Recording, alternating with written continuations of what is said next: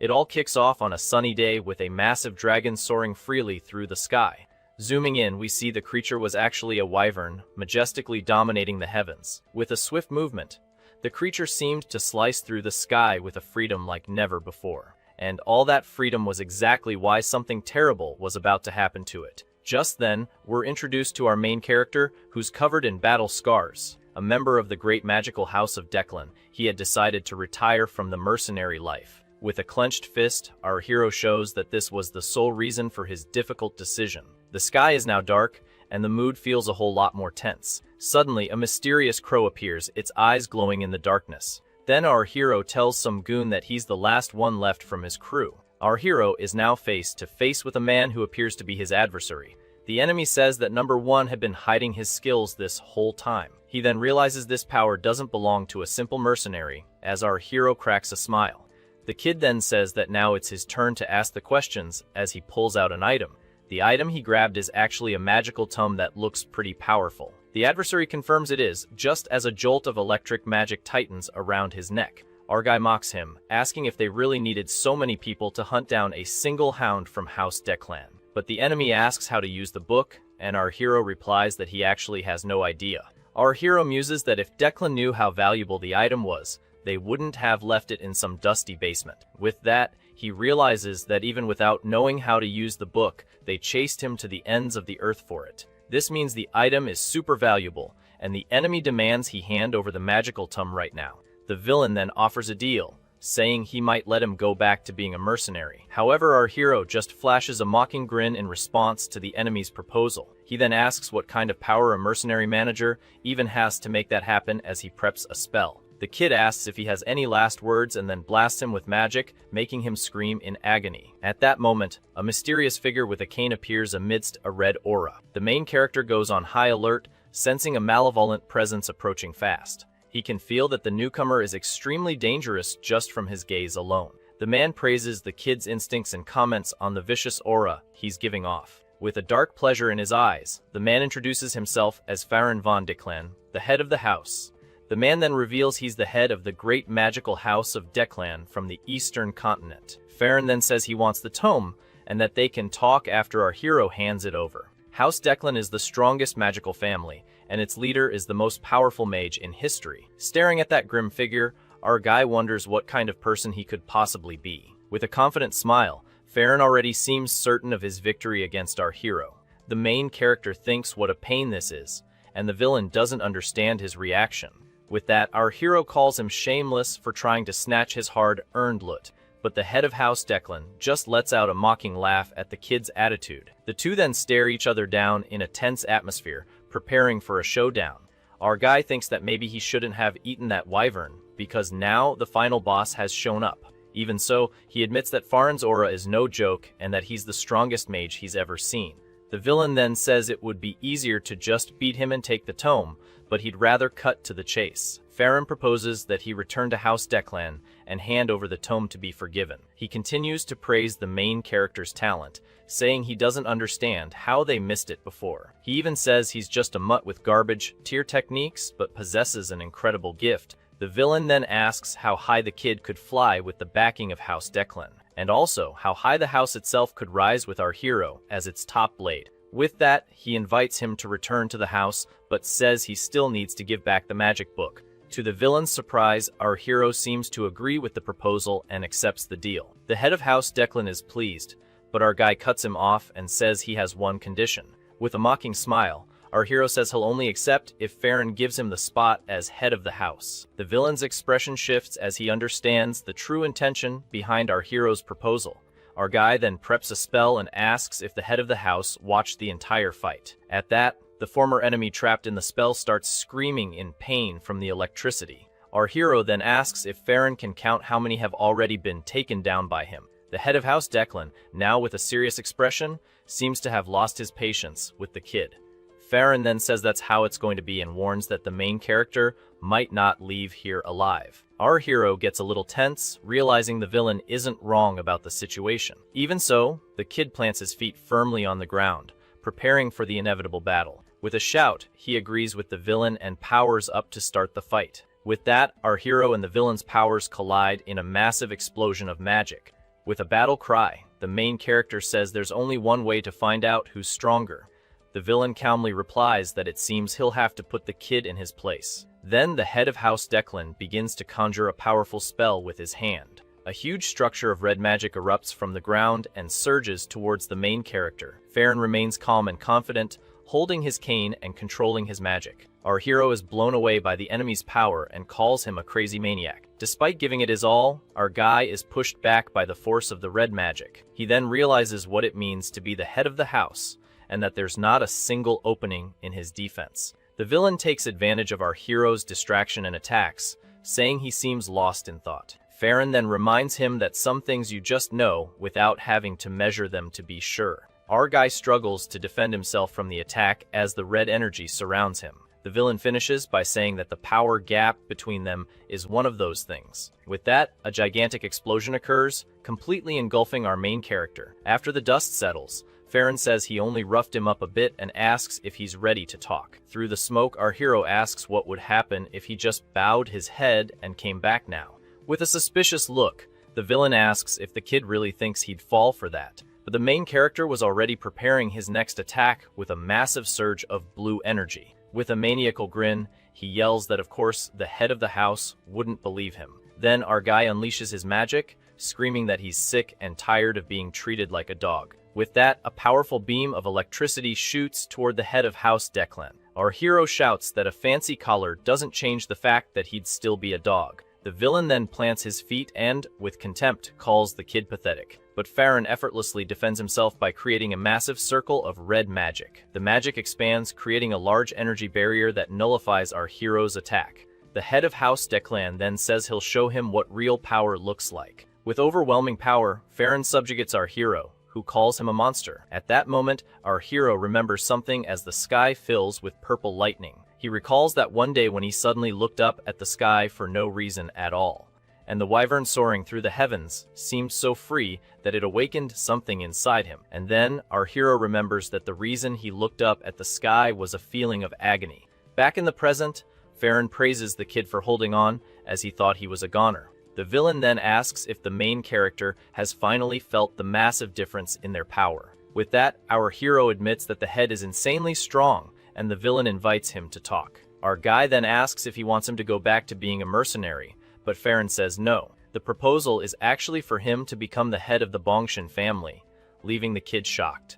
He understands that Declan is powerful enough to challenge the throne and wants his loyalty. Holding the tome, the main character realizes this was the villain's true objective all along, but Farron says he's underestimating his own value and that he wants both the kid and the book. Our hero then sits on the ground, thinking over the proposal as the head watches him. After a moment, our guy holds out the tome, and the villain praises him for making the right choice. With a smile, Farron says this settles his crimes and reaches for the book. But as he's about to grab the item, our hero engulfs it in a strange purple flame. The head of House Declan is completely bewildered and furiously asks what he's doing. Our guy then says that the villain told him he could hand over the book, even if it was just ashes. The villain becomes enraged and threatens him, but our hero tells him to shut up and listen. He says it was never about the money, since being a mercenary doesn't pay well, and he only kept the book because of its value. Our hero then asks if the head has ever heard of the mercenary who was devoured by the young master of House Declan. He reveals that the book contains forbidden magic and that the master devoured his comrades, with the house covering everything up. Farron then asks if this is about revenge, but our guy denies it, saying he knows a mercenary's life isn't worth much. With a determined look, he reveals that he doesn't really care about that, and his friends didn't either. He just wanted to make sure they could get everything they had ever dreamed of having one day. But to make their dreams a reality, they needed a lot of money, so he needed a plan. And that's why he decided to retire for good, and would never go back to being a hunting dog for House Declan. Farron then decides to consider those words as our hero's last before his end. At that, the head of House Declan just snaps his fingers, looking very confident in his victory. Suddenly, a blue flame erupts around our hero, and the villain explains that this is the flame that never goes out. He then tells the kid to burn and regret his choice with every fiber of his being. But our hero is unfazed and yells that he regrets nothing as he stares into the blue fire. He says he'd rather go back to the gray zone than be a hunting dog, and if that's not an option, then kicking the bucket is a good alternative. Instead of feeling pain, our hero starts laughing like a maniac amidst the blue flames. He yells that he hasn't felt this free in a long time, and that he's loving the sensation. He laments not making it out alive, but says that if he's reborn, he'll seek both revenge and freedom. However, a mysterious wind suddenly starts swirling around the main character. With that, our hero is left confused about what just happened. Even Farin is completely bewildered, wondering why everything suddenly stopped. Our hero looks around and realizes that everything around him is completely frozen in time. He then notices the magical tome floating in the air, glowing intensely. The book opens on its own, and our guy reaches out towards it as if hypnotized. Suddenly, a golden symbol appears on his chest, and he wonders what it is. The mysterious symbol glows brightly on his chest, emanating immense power. However, something strange happens. Our hero appears holding a bowl as a coin drops into it. With his body rejuvenated, he wonders what happened, since he was just burning to a crisp. Looking at himself, our hero realizes something is very wrong with the current situation. He then looks around and sees a city with ancient architecture, wondering where he is. Seeing his younger hands and the coins in the bowl, the place feels all too familiar to him. With a drop of sweat running down his face, he remembers where he is and what that place signifies. The main character recognizes the gray zone, the place where he used to beg before becoming a mercenary. Startled, he places a hand on his chest and realizes that he has somehow managed to go back in time. At that moment, the sky opens up to a sunny day, and our guy's vision becomes clearer. He observes the city's buildings, now under the daylight, trying to process everything. The boy approaches a puddle of bright green water and looks at his reflection. In the reflection, he sees his younger face and remembers a fire scar that he despises. Our hero then notices that the golden mark on his chest remained even after going back in time. Sitting on the grass, he's certain that the magical tome was responsible for this turn of events. He reflects that the book must be incredibly important, since the head of House Dicklin came after it personally. With a confident smirk, our hero crosses his arms and thinks that this is actually a pretty good thing. He smells the strong stench of sewage and realizes that everything is too vivid to be just a dream. Then, the kid gets up and with his hand raised, he realizes he's not just alive again. With a confident smile, he clenches his fist and feels like he can succeed at anything. This leads him to reflect on what it truly means to succeed in his new life. Sitting on the grass, he remembers that in the past, he had a huge dream in his heart. He then remembers that this dream was shared with all of his old comrades. This memory takes him back to a conversation with a man named Aster, the reason for his retirement. In the memory, Aster says that they were born in the gray zone, and because of that, they had nothing. Our hero replies that not eating was the worst part, but his friend says it wasn't just hunger that led them there. His friend then asks what really dragged their lives down into the gutter, but his comrade insists on talking about why their lives ended up in the gutter. With a grim look from his companion, our hero finally agrees to talk about it. He then reveals that the bitterest part was not having access to any kind of education.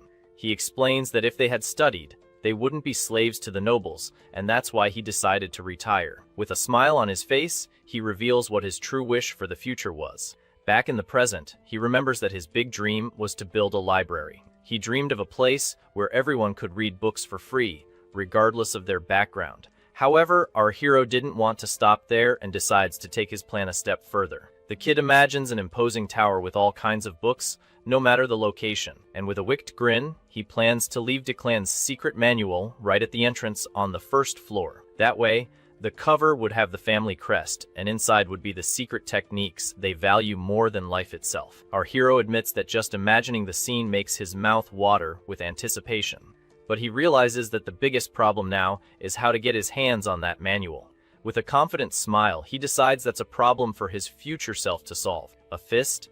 No, a kick smashes right into the main character's face, catching him completely by surprise. He falls to the ground, and the attacker yells that he's been looking all over for him. At that, the aggressor kicks him again and asks if he was hiding. Lying on the ground, our hero wonders who the heck this guy beating him up is. But he's survived countless battles, and with a swift move, he manages to grab the attacker's foot. The attacker is shocked that he blocked the kick, and our hero says he was hit 7 times. With a threatening glare, he warns that in return, the other guy is going to get 70 hits. The attacker gets a panicked look on his face, not understanding the kid's sudden confidence. Then our hero prepares an uppercut to the goon's chin, but as he throws the punch, he ends up spraining his own wrist. The main character looks at his fist and realizes it's making a strange noise. Furious, the attacker punches back and yells at our hero for daring to fight back. He keeps hitting our hero, calling him crazy for even trying to stand up to him. Even while getting beaten, the main character thinks that the physical pain is nothing compared to the H in his heart. With a discreet move, he steps on a rock that was on the ground near him.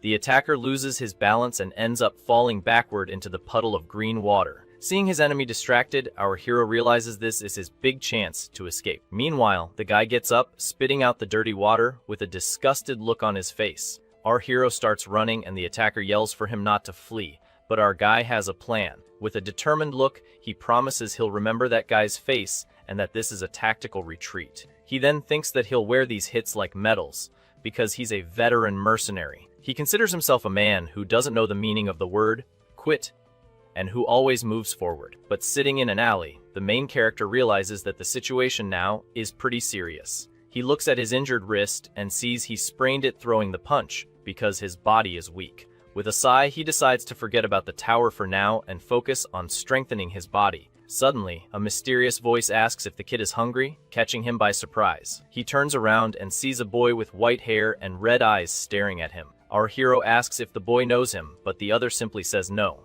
With an annoyed look, our guy thinks he should have seen that coming. He notices the boy's expensive clothes and deduces that he's a disgraced noble. The boy introduces himself as Damien and even adds that his mother's name is Bianca. The main character gets irritated, wondering why he's hearing things he shouldn't be. To his surprise, Damien reveals that he doesn't actually have a mother, leaving our guy confused. Our hero then says he doesn't have a father either, so they should just go their separate ways. He thinks it's better not to get involved with a walking time bomb like that kid. But Damien surprises him by saying he's coming along, and our hero wonders if he should just deck him. Annoyed, our hero tells the boy to get lost and leave him alone once and for all. But Damien points to the injury and asks if it hurts, with his hand extended. With a smile, he says he'll heal the wound, and a green magic appears in his hand. The main character is shocked to see a magic circle healing his wrist. The boy then reveals that the skill he used is called Magic Touch. But with a frightened look, our hero realizes that was much more powerful than a simple touch. He recognizes the Light of Healing, a secret technique of the Blander family, which fell because of Declan. With that, our guy realizes he's now involved in something very dirty and dangerous. He then wonders why a Blander child is in the gray zone and calls out his name. The boy doesn't answer, just observes. Suddenly, he reveals his different colored eyes and asks if the main character called him.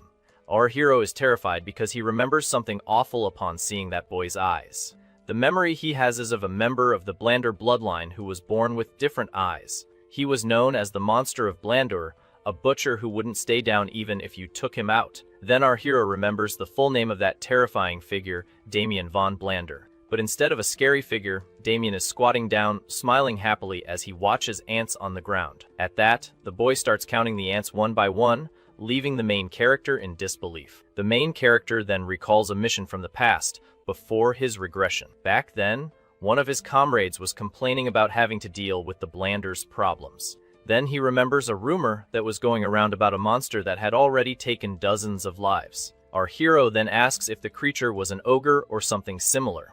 But upon arriving at the scene, our hero is completely shocked by what he finds, because in front of him wasn't an ogre, but a scene of utter destruction. In the midst of the flames, he saw a person brutally finishing off another, and with an insane smile, the so-called monster was using healing magic while fighting like a madman. He was known as the Mad Butcher, the monster that wouldn't die even when struck down, and so he recalls the name of that terrifying figure, Damien von Blander. However, the boy in front of him now just seems like a happy, harmless child. The main character is speechless as he watches the young monster cheerfully counting. He then questions how the only son of the Blander's head ended up in a place like this. Suddenly, the boy jumps up and yells about food, leaving the main character confused. With a smile, the boy says that to be healthy, you have to eat well, just like his mother taught him. The main character agrees with the boy and then asks if he has any money for them to eat. To his surprise, the boy reveals a pouch full of shiny gold coins. With a determined look, our hero puts a hand on the boy's shoulder and calls his name. Then, with a smile, he declares that from now on, the two of them are friends. Our guy insists on the friendship, saying that friends should always share what they have. With an excited smile, he hugs the boy and invites him to eat together. Under the setting sun, our hero asks what he and Damien are. Damien replies that now they're friends. After the meal, night finally arrives and the sky is filled with stars. With a full stomach, our guy lets out a sigh of satisfaction after the meal. Sitting on the bed, he feels refreshed and content after eating and taking a shower. Just then, he sees the boy standing there and asks what he's doing, just watching him. The boy reveals that he has always slept on the streets and that this is the first time he's stayed in a place like this. With a smile, the main character pats the bed, seeming to have an idea. Then the boy says seriously that, just like our hero, he doesn't have a father either. But our hero corrects him, saying that he does have one, but the boy denies it, and a silly argument starts. Our hero then sarcastically asks if the boy doesn't have a mother either. The boy replies that she's not here, and our guy decides it's best to analyze the situation. So he asks how long the boy has been alone, and he replies that he's slept 10 times since he ran away. The main character gets worried, wondering if the boy is being pursued by someone. But the boy reveals with a mysterious look that he also takes many naps during the day. With a smile, he explains that he naps twice a day, so that makes a total of 10 naps. Our hero then calculates that it's been about 3 or 4 days, and the boy complains about the uncomfortable bed. Our hero is simply speechless at the completely bonkers logic of this kid. He looks at the pillow. He grabs the pillow and hugs it, thinking this start is different from what he expected. The main character then decides he'll become the boy's babysitter and forge a connection with the Blanders, because he believes this alliance will be very useful against the Declan family in the future. But he remembers that first, he needs to take care of the 57 grudges he's holding on to. Our guy tells the boy he's going to lie down and asks not to be disturbed at all. But the boy sits up and asks if he's going to practice his breathing, and our hero just agrees. Lying down, he reflects that in his past life, he only learned basic spells with clear limits. That's why he used to sneak into nobles' houses to steal their secret spells. Through this, our guy learned various techniques like body hardening and even alchemy. But just before he met his end, he found a power that was a true catastrophe. This memory fills him with determination to do things differently this time. With his eyes glowing, he decides that now he will learn the fundamental art of the Declan family. This is a root technique for all their spells and can adapt to any type of mana. With a smile, he remembers that he memorized everything for research and that now he can finally use it. Our hero then begins to practice the breathing technique and a red energy emerges from his chest. Suddenly, he feels an intense pain as if lava is flowing through his entire body. As he tries to concentrate, he notices something strange happening inside him. He then wonders why there are impurities in his mana circuits. Our guy recognizes a high-level spell used only on direct heirs of noble families. This magic forces the mana to burn away all the impurities from his body's circuits, and so his entire body is enveloped in a bright blue light in a mana bath. Our hero screams in pain as the intense blue energy completely purifies his body. Exhausted, he finally sits up in bed and wonders how much time has passed. Beside him, the white-haired boy sleeps soundly like an angel in the other bed. Looking at his hand, our guy realizes that his mana is purer than it was in his past life. Even with this advantage, a drop of sweat runs down his face as he thinks about his enemy. He knows that defeating Declan is a nearly impossible task, even if he were reborn 100 times. But with a clenched fist, our hero shows that he won't give up so easily this time. With a confident smile, he says his chances have improved, and he never gives up. The next morning, a beautiful sunny day illuminates the entire city with its light. The boy is super excited to see that his hair is now brown. Our hero thinks that with this disguise, he won't be caught by the Blander family anytime soon. With a hat on his head, the boy asks his new friend what the next step is. The main character faces him with a serious and determined look, thinking about what to do. A smile appears on our MC's face, revealing his plan. Our hero then comments that the two of them are going to cause a little chaos around the city. Meanwhile, the attacker from before stretches and says the weather is perfect for a nap, but suddenly, his face turns to one of shock as he sees something approaching him. He then sees the main character walking towards him with the boy by his side. The attacker yells at our guy and asks where he's been all this time. Without even answering, our hero lands a powerful punch right in the enemy's stomach. The attacker falls to the ground, completely knocked out by the unexpected blow. With a threatening glare, he says the other guy is going to get 123 hits. Suddenly, other men appear and ask what's going on. The main character then finds himself surrounded by a group of faces he knows all too well. With a wicked grin, he faces them all as Damien asks if this is some kind of game. Our hero shows it's no game and lands a punch on the first guy's face. Next, the main character attacks another aggressor with a blow right to the gut. With a wicked grin, our hero continues the beatdown, easily dropping another enemy. The boy's jaw drops as he watches his new friend take down the entire group by himself. The main character explains that the technique is to infuse mana into his fist and deliver a series of rapid strikes.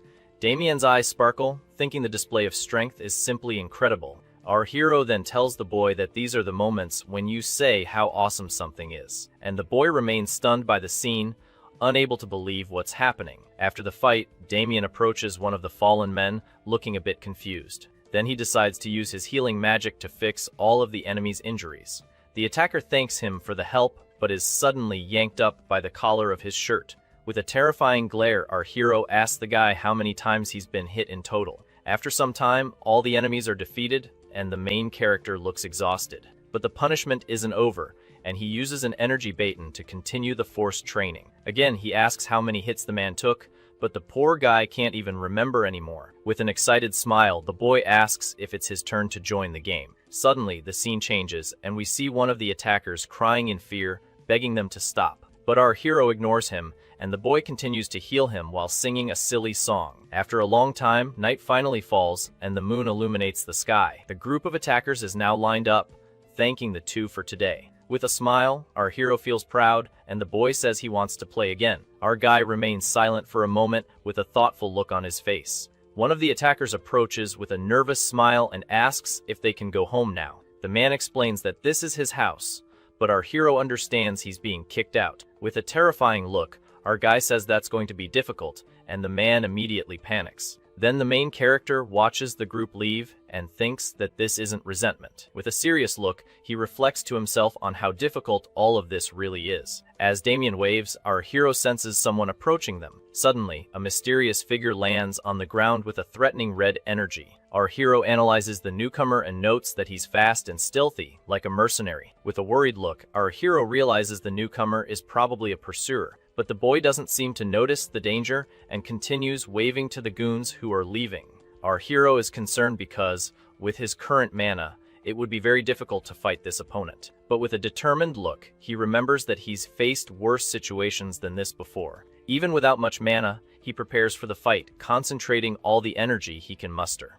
Then he gathers all his mana and compresses it into a small sphere of power for the attack. With a serious face, he focuses completely on the technique he's about to use. He then unleashes his attack with everything he's got, knowing this is his only chance to win. However, something unbelievable happens. The mysterious figure appears and kneels. Our hero is surprised, and upon seeing the mysterious figure kneeling, he cancels his attack. Suddenly, a butler kneels on the ground and emotionally shouts the young master's name. The boy then recognizes the man and calls him Alfredo with a look of utter shock. The butler then hugs the boy and says he was so worried, looking for him everywhere. But Damien pushes him away and says he's not going back to the family, no way, and that he'd rather drop dead. With this scene, the main character finally understands that the boy actually ran away from home. Damien's cheeks are puffed out as the butler apologizes for making a scene in front of the guests. Alfredo then picks up the boy and formally introduces himself as the butler of the Blander family. With a smile, he says that Damien seems to like our guy very much and invites him to come along. The main character is surprised by the sudden invitation to the Blander family home. He then becomes suspicious of the butler's intentions and tries to figure out what he really wants. But with a smile, he decides it doesn't matter since he was already planning to ally with them.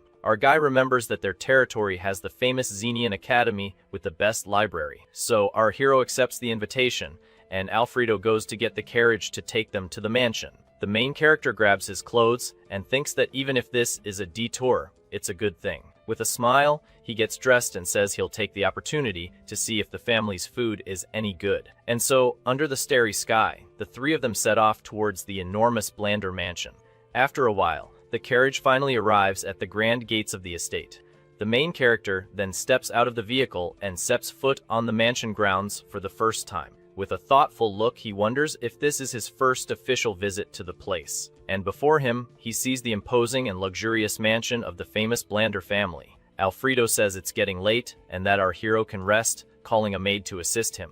The young woman named Lancy asks the young master Damien to follow her with a slightly strange look. With an embarrassed smile, Damien stammers the maid's name. Suddenly, a scream echoes through the mansion, and the boy says he's made a huge mistake. Meanwhile, the full moon continues to illuminate the sky and the imposing Blander mansion. Alfredo walks alone down a long, luxurious hallway with a serious expression on his face. He then stops in front of a large door and knocks lightly, waiting for a response. From inside, a male voice tells him to enter, and the butler slowly opens the door. Alfredo enters and reports to a woman that Damien was in the 7th black and white zone. In a luxurious office, the butler reports to the matron of the family with respect. Suddenly, an aura of red energy explodes from the woman, who seems very irritated. She is shocked to hear about the zone and creates a magic circle with her hand. With a furious look, the matron asks if her son is okay and if anything happened to him. The butler then tries to calm the woman down and asks her to listen to what he has to say. After a moment, the matron finally calms down and says she understands the situation. With a sigh, the matron calms down and says it's a relief to hear her son is well. The butler agrees and says it was fortunate for everyone involved in that situation. After all, no one would want to face the fury of the feared Blood Witch, as she was known. With a smile, she says she loses control when it comes to her son and thanks Alfredo. The butler replies that it was his duty, but that there is something unusual he needs to report. The woman becomes curious and asks her butler what this unusual thing might be. He then reveals that he's talking about the new friend the boy made, named Asta. The butler explains that the kid noticed his presence and prepared for a counter-attack. He remembers that when the two faced off, the kid already had a spell in hand. In our guy's hands was a powerful and concentrated mana bullet, ready for combat. The woman is impressed and says that's incredible talent for a child from that zone. The butler then looks at his lady with a serious gaze and says that's exactly why. With a determined look, he prepares to ask a very important favor of the matron.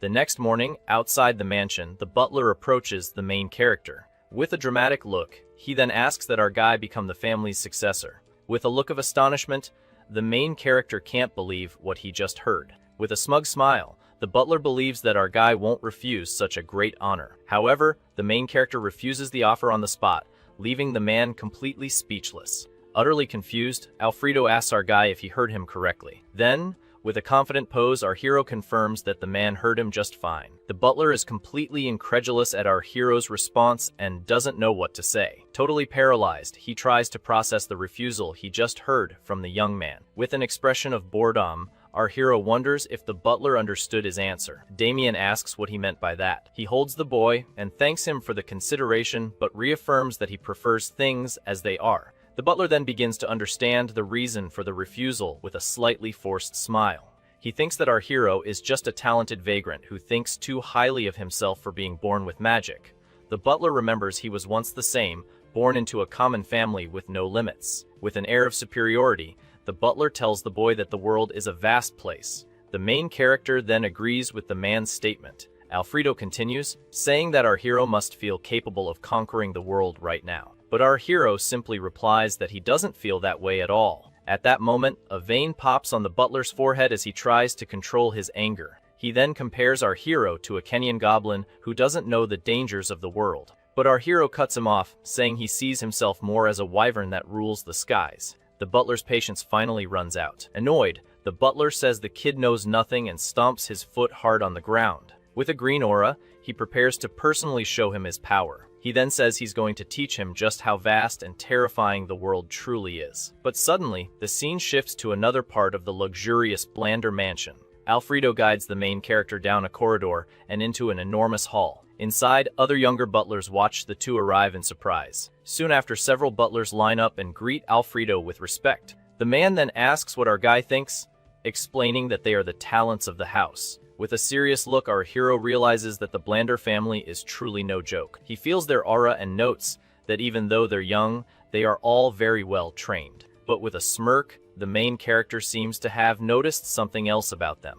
He then thinks that looking at their eyes, they're all just a bunch of goblins. Alfredo insists on the proposal, saying he could shine brighter than all of them. However, our hero turns and refuses again, saying he simply hates the light. Next, one of the extras raises his hand and asks to speak, addressing the butler. Suddenly, one of the butlers named Winster steps forward and asks if he has something to say. With a mocking smile, he says that if the kid were any good, he wouldn't have refused the offer. He then offers to give our hero a little lesson about the real world. Alfredo asks if he wants a duel, but the trainee says it's just a sample of magic. The head butler thinks for a moment and decides the idea isn't entirely bad. With a smile, he turns to the main character and proposes a simple duel with the young man.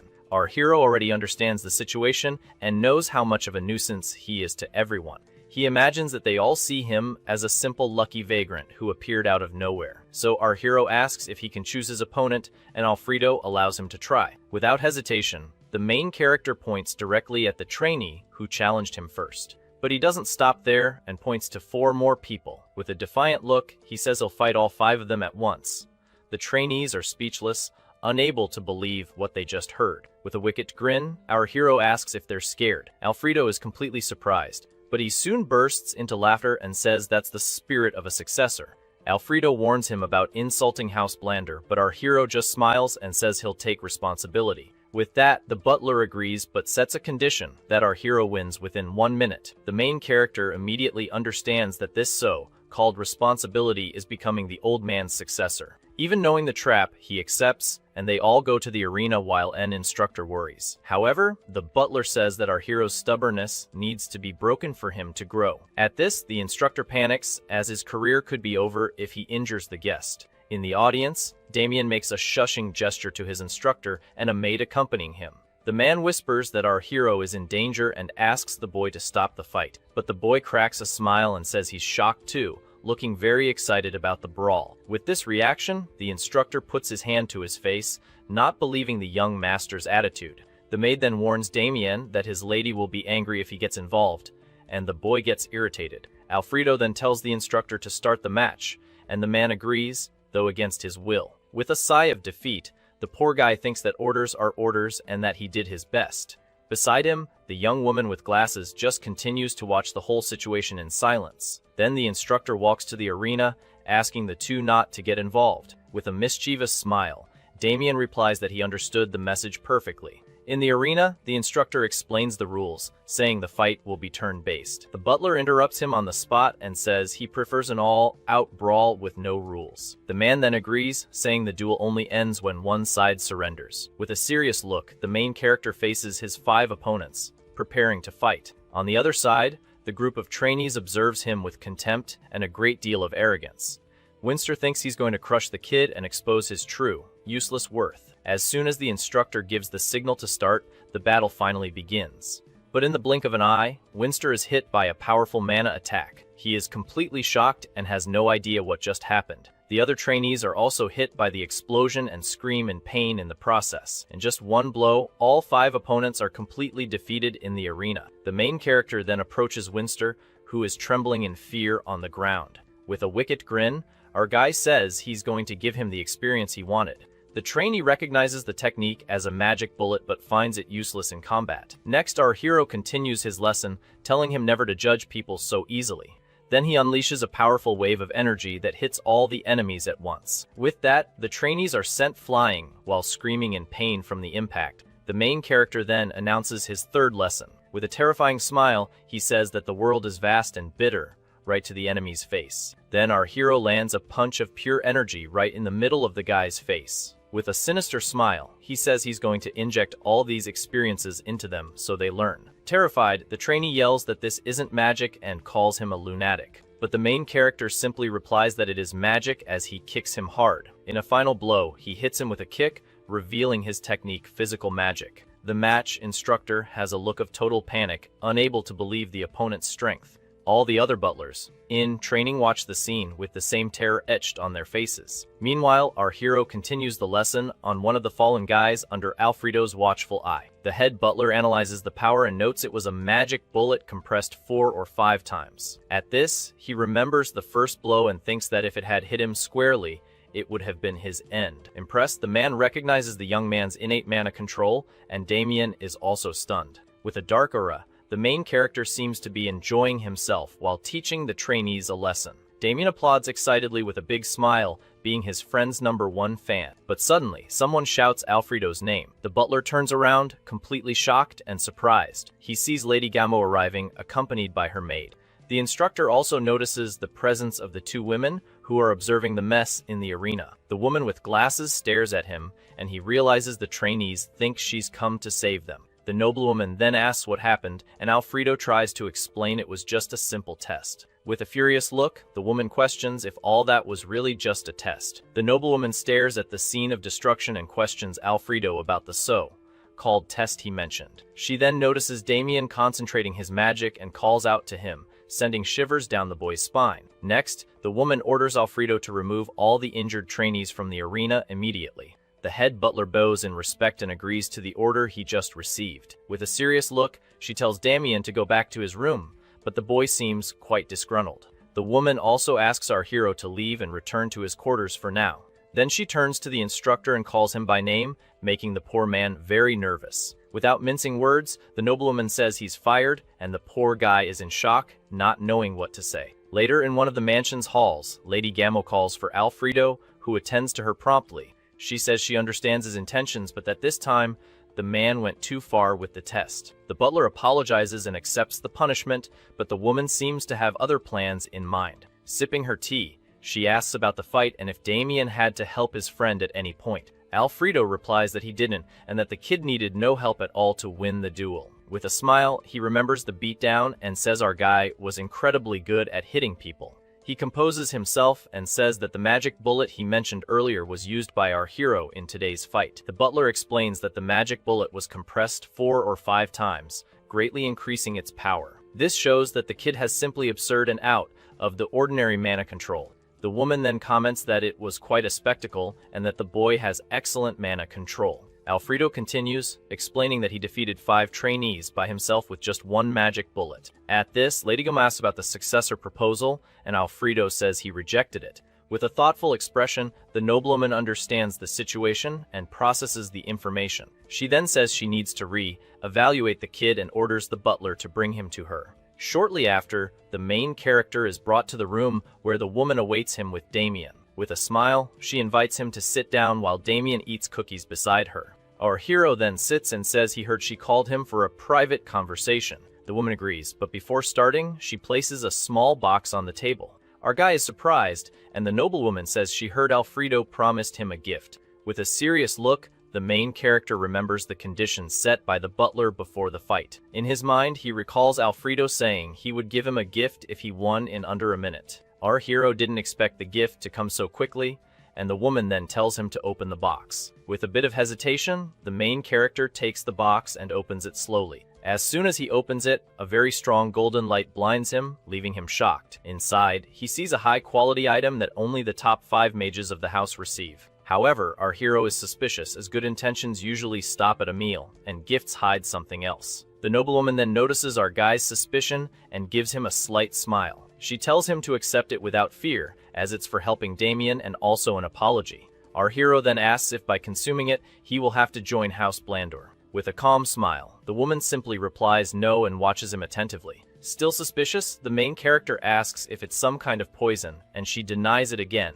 Then he asks if there are any conditions, and the noblewoman says there are none, leading him to accept the gift. That being the case, our guy says thanks, and the woman says it was nothing while Damien attacks the cookies. The main character thinks it was a nice unexpected gain while the noblewoman observes him.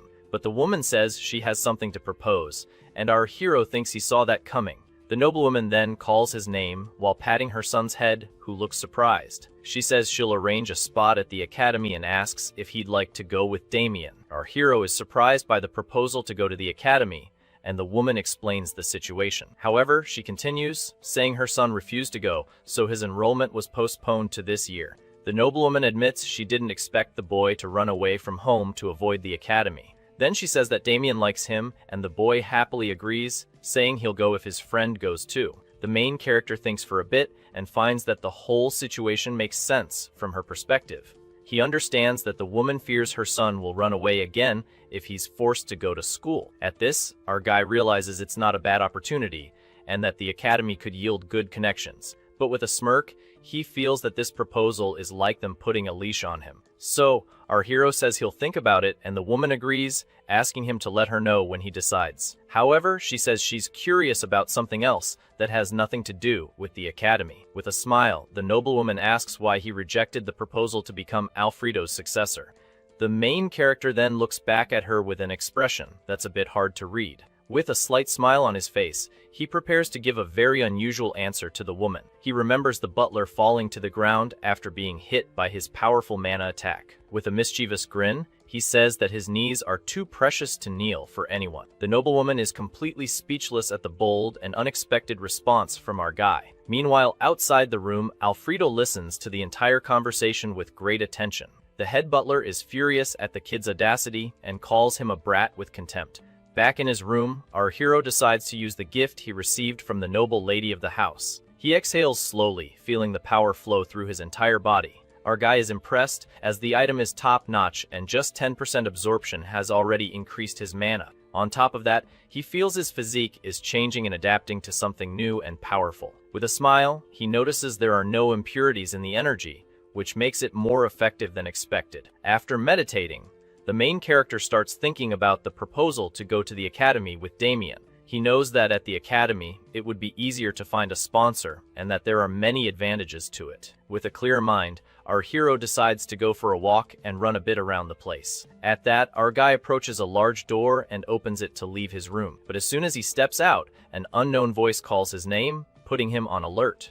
The young man turns around and sees a white-haired man leaning against the wall with his arms crossed. Suddenly, our hero sizes up the stranger and realizes he must be a relative of Damien's. The main character then wonders why this family has to be so complicated all the time. Not paying him much mind, our guy simply ignores him, and the man is shocked by his reaction. The stranger is confused, looks at our hero's hair, and calls it dirty. The stranger says his annoying look suits him, and our hero is visibly irritated. At this, our guy touches his hair and thinks that the color can vary quite a bit depending on the lighting. With a strange smile, he wonders how anyone could find his eyes so annoying. The noble is completely shocked by our hero's bizarre and unexpected expression. With a forced smile, the man says his eyes look gentle and apologizes, trying to leave. Suddenly, Alfredo appears and grabs our hero, saying he came to clear up last night's misunderstanding. Desperate, the butler kneels and says it was all just a huge misunderstanding. At this, Damien's relative watches the whole scene, shocked by the butler's desperate attitude. The noble then points at our guy and yells that he was right about his dead goblin eyes. Angrily, the man accuses our hero of lying and, on top of that, being a total fraud. The noble then approaches our hero with a threatening tone under Alfredo's watchful eye. However, Alfredo watches the boy with his sharp gaze. The noble seems quite irritated by the young man's lack of respect, but, noticing Alfredo's stare, becomes uneasy. The man says he'll leave him alone for now, but expects him at the mage's hall to settle the score. Alfredo then asks if something is wrong, but our hero just smiles and says it's nothing major. With a smirk, our hero thinks he wasn't in a good mood anyway, and the timing is perfect. Then the noble walks away, and our guy says with a smile that he'll see him later at the hall. The main character then turns and calls for the head butler, who responds with a satisfied look. Our guy then asks Alfredo if he could meet with the lady of the house right now. A short time later, our hero is led to the noblewoman's room, where she calmly awaits him.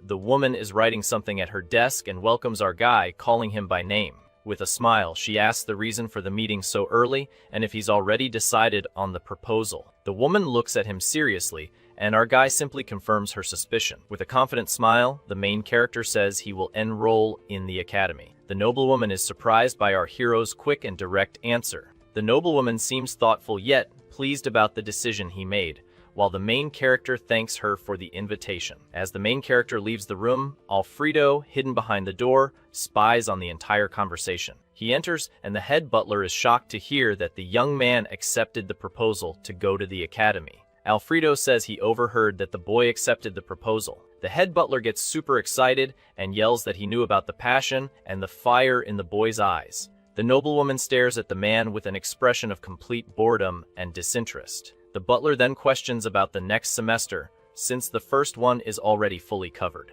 He imagines our hero desperate and anxious about not being able to pay the academy's tuition.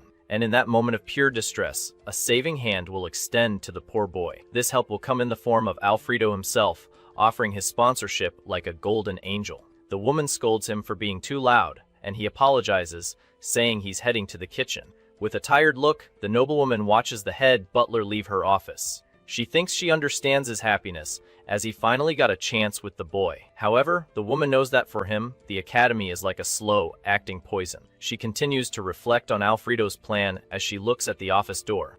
The The noblewoman deduces that he's so confident because he was tricked in the same way in the past. With a sigh, she shakes her head and thinks about her poor head butler. Meanwhile, the main character descends the mansion staircase, completely oblivious to everything. As he walks, our hero enjoys the sunny day to clear his mind a bit. He finally arrives in front of a huge building and recognizes the mage's hall, that idiot's place. With a firm step, the young man enters the place, which is very dark and strangely silent. Suddenly, a hooded figure appears, holding a candle, and questions what brings him there. Our hero feels awkward as he realizes he forgot to ask the name of the guy who called him. But the mysterious man recognizes him and, with a smile, says he was already waiting for him. Then the man guides him through the dark corridors of the hall with only the light of a candle. He points to a large door and tells our guy to enter without any ceremony. However, the man warns him to watch his head, leaving the main character confused. Even though he's suspicious, the young man slowly opens the door to see what awaits him on the other side. At that moment, several magical papers fly in his direction, and he understands the earlier warning. Our hero coughs as a voice calls his name and greets him. An imposing figure emerges from the shadows, introducing himself with a very mysterious smile. He reveals himself as Wenji von Blander and asks if our guy came to visit his younger brother. Shocked, the main character wonders if that white-haired punk called this man his brother. Our hero reflects on his past experiences infiltrating various magic academies. He observes and thinks that all mages have one characteristic in common. Then he remembers that mages who study magic always have one very specific thing in common. These guys are so obsessed with studying that they end up looking completely worn out in front of their books. At this, the first characteristic he noticed was their messy hair from pulling it so much. The main character then decides to break down the process of hair loss into stages. First, they try to deny the problem and wear a hood to hide their approaching baldness. In the second stage, the mage simply gives up on hiding it and reveals his thinning hair to everyone. After that, in the third stage, the person fully accepts their fate and shaves their entire head. And in the final stage, they use their power to research a magic that makes hair grow back. But Wenji is different and starts the conversation by apologizing for his younger brother's attitude. He says that the young master's guest would never make such a rude mistake with someone like him. The noble is impressed with our guy and even comments that he's very young to be so calm. Then our hero asks if he works at a magic academy, and Wenji says he's the vice-rector. Our guy is surprised and thinks that to be a vice-rector at such a young age, he must be very skilled. With a smirk, the noble thinks that the young master is quite unusual for his age. He finds him different from other children of noble families, who are usually quite rebellious. Our hero chuckles and thinks it would be easier if he just had a strange, fake smile. But the vice-rector has a gentle smile, and thinks the two have great compatibility. Then Wenji congratulates our guy for being encouraged to enroll at Zinnian Academy. The noble reveals that he also graduated from there and belongs to the class of 145. Seeing the young man's face, the vice-rector apologizes and says they can get straight to the point. But before they begin, the vice-rector says he wants to confirm something very important. At this, Wenji looks at him seriously and asks if he would risk his life for a friend. Our guy is totally confused by the sudden question and stares at the man, not understanding. The vice-rector picks up a glowing book and says that it affects the reputation of the Blander family. He then offers the book to the boy and says he'll give it to him if he risks his life for a friend. The noble reveals that it is the family's secret, a treatise on the light of healing. We see Damien's mother, the woman, tending to some flowers in a beautiful garden. With a very serious expression, she seems to be very focused on her work with the plants. With delicate shears, the woman carefully trims the yellow flowers in her garden. She then lets out a long sigh of relief as she looks up at the sunny morning sky. The noblewoman thinks that Damien going to the academy has taken a great weight off her shoulders. At that moment, she remembers our hero and how he has been a great friend to her son. The woman knows that our guy's talent is great and that he has a good nature, despite everything. But what she liked most about him was something very specific about his attitude and personality. Even after finding out about Damien's family, he didn't change his attitude one bit. That's why she thinks it's worth having him around, but this also brings a new problem. The young man is like a free bird and doesn't belong anywhere, which makes him unpredictable. The noblewoman then starts thinking of a way to keep our guy around forever. Back in the present, our hero continues to stare at the noble, completely confused by the proposal. Our guy then questions if Wenji is really offering the secret treatise of the Blander family. With a suspicious look, the young man wonders if this is all just a big trap. The vice rector observes the boy's eyes and notes that they are transparent and very bright. With a mysterious smile, he thinks that's why he can't read his intentions. Wenji thinks that, like a perfect assassin, our guy's eyes don't reflect any emotion. It's as if the boy wears a mask so perfect that not even he knows who he truly is. The vice rector says the matter is serious, but our hero interrupts him and says he'll answer. The young man crosses his legs and says they're in the same boat, so they can get straight to the point. With a smile, he says that if it's something he can do, he'll do it without a second thought. At this, the noble's expression changes, and he warns that if our guy refuses, he will have to eliminate him. Our hero then responds with a crazy look and tells the man to just finish him off. With a look of boredom, he thinks that for him, this would be the second time anyway. Suddenly, a dark energy starts emanating from the vice rector's body in the dark room. The noble unleashes a powerful purple aura that fills the entire room with his great magic. At that moment, the tea in our hero's cup starts to bubble and overflow strangely. Wenji then stares at the young man with a serious and challenging look, waiting for a reaction. But the main character remains with his arms crossed, unfazed by the display of power. With a satisfied smile, the noble seems to have really liked the boy's fearless attitude. He then says he can't take it anymore and reveals that the young master has passed his test. The noble says he needed someone he could trust who wasn't from his family. With a look of boredom, our hero thinks the test was like a sucker punch out of nowhere. The vice rector confesses that he didn't have high expectations and that rebellious kids are all the same. He questions why a family with such a reputation would place a rebel next to Damien. The vice rector asks about a fight and suggests our hero choose between speaking formally or informally, and the young man agrees to the idea. With a smile, the noble says a perfect pretext arose and that the fight between the two was the ideal excuse. The main character then questions the word probability and thinks about the real reason the vice rector would use a fight to get involved. The vice rector then wonders why he would use his brother as an excuse. The man explains it was hard for him to make the first move since there's no power struggle. He falls silent. With a dark look, the noble reveals that he is under the surveillance of the Devlin family. The main character is confused by the name Devlin and questions the reason for the surveillance. The noble says he'll be frank and reveals he's researching the celestial origin magic of the Devlins. Our guy is shocked to hear the revelation, and the noble continues to explain the situation. But before he can continue, our hero raises his hand and abruptly interrupts him mid-sentence. Our guy questions how someone who was supposed to be gone is still around, and if the noble wants to destroy this magic. With a smile, the noble confirms our guy's suspicion about the Devlin family. He reveals that at first, his plan was just to research a way to destroy the magic. The noble explains that this celestial magic is the root of all the secret arts of the Devlin family. With an insane smile, he says he found a way to improve a perfect art, and now he can't stop. The main character realizes that this man isn't just crazy, but completely insane. He admits to our protagonist that he couldn't control himself. The protagonist thinks the moment perfectly mirrors his past life when the Declan family wiped out the Blanders. That was why Farron risked his own house's survival to attack the Blanders. Our protagonist realizes that from the very beginning, the villain saw the potential in the new Thousand Circle, and the reason that man was so strong was because of his insane power. He recalls the immense magic the head of House Declan used against him. The guy calls out to our protagonist and asks if he's available. Our guy just sighs and asks why he came to talk to him. The man reveals he hasn't told his family about the Thousand Circle research. Our boy says the secretary would be the most likely suspect, but the guy dismisses that possibility and takes a sip of tea, explaining the problem is more related to the acquisition route. He chuckles, saying that the moment he realized he was discovered, he leaked part of the security formula. Our hero asks why he doesn't just join the Declans, since they would welcome him with open arms. The man says he has his personal reasons and asks the protagonist to do a secret job for him.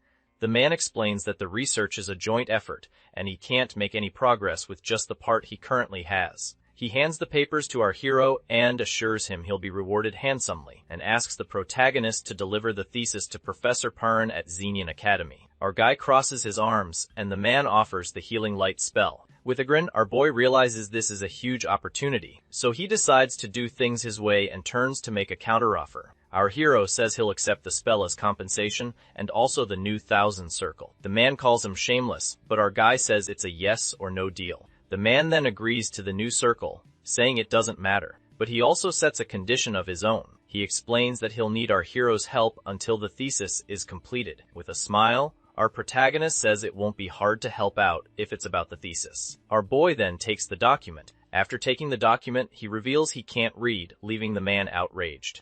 But our hero says it was just a joke, then asks if Professor Perrin is someone trustworthy. The man laughs and says that from their academy days, until becoming an assistant professor, they were always competing.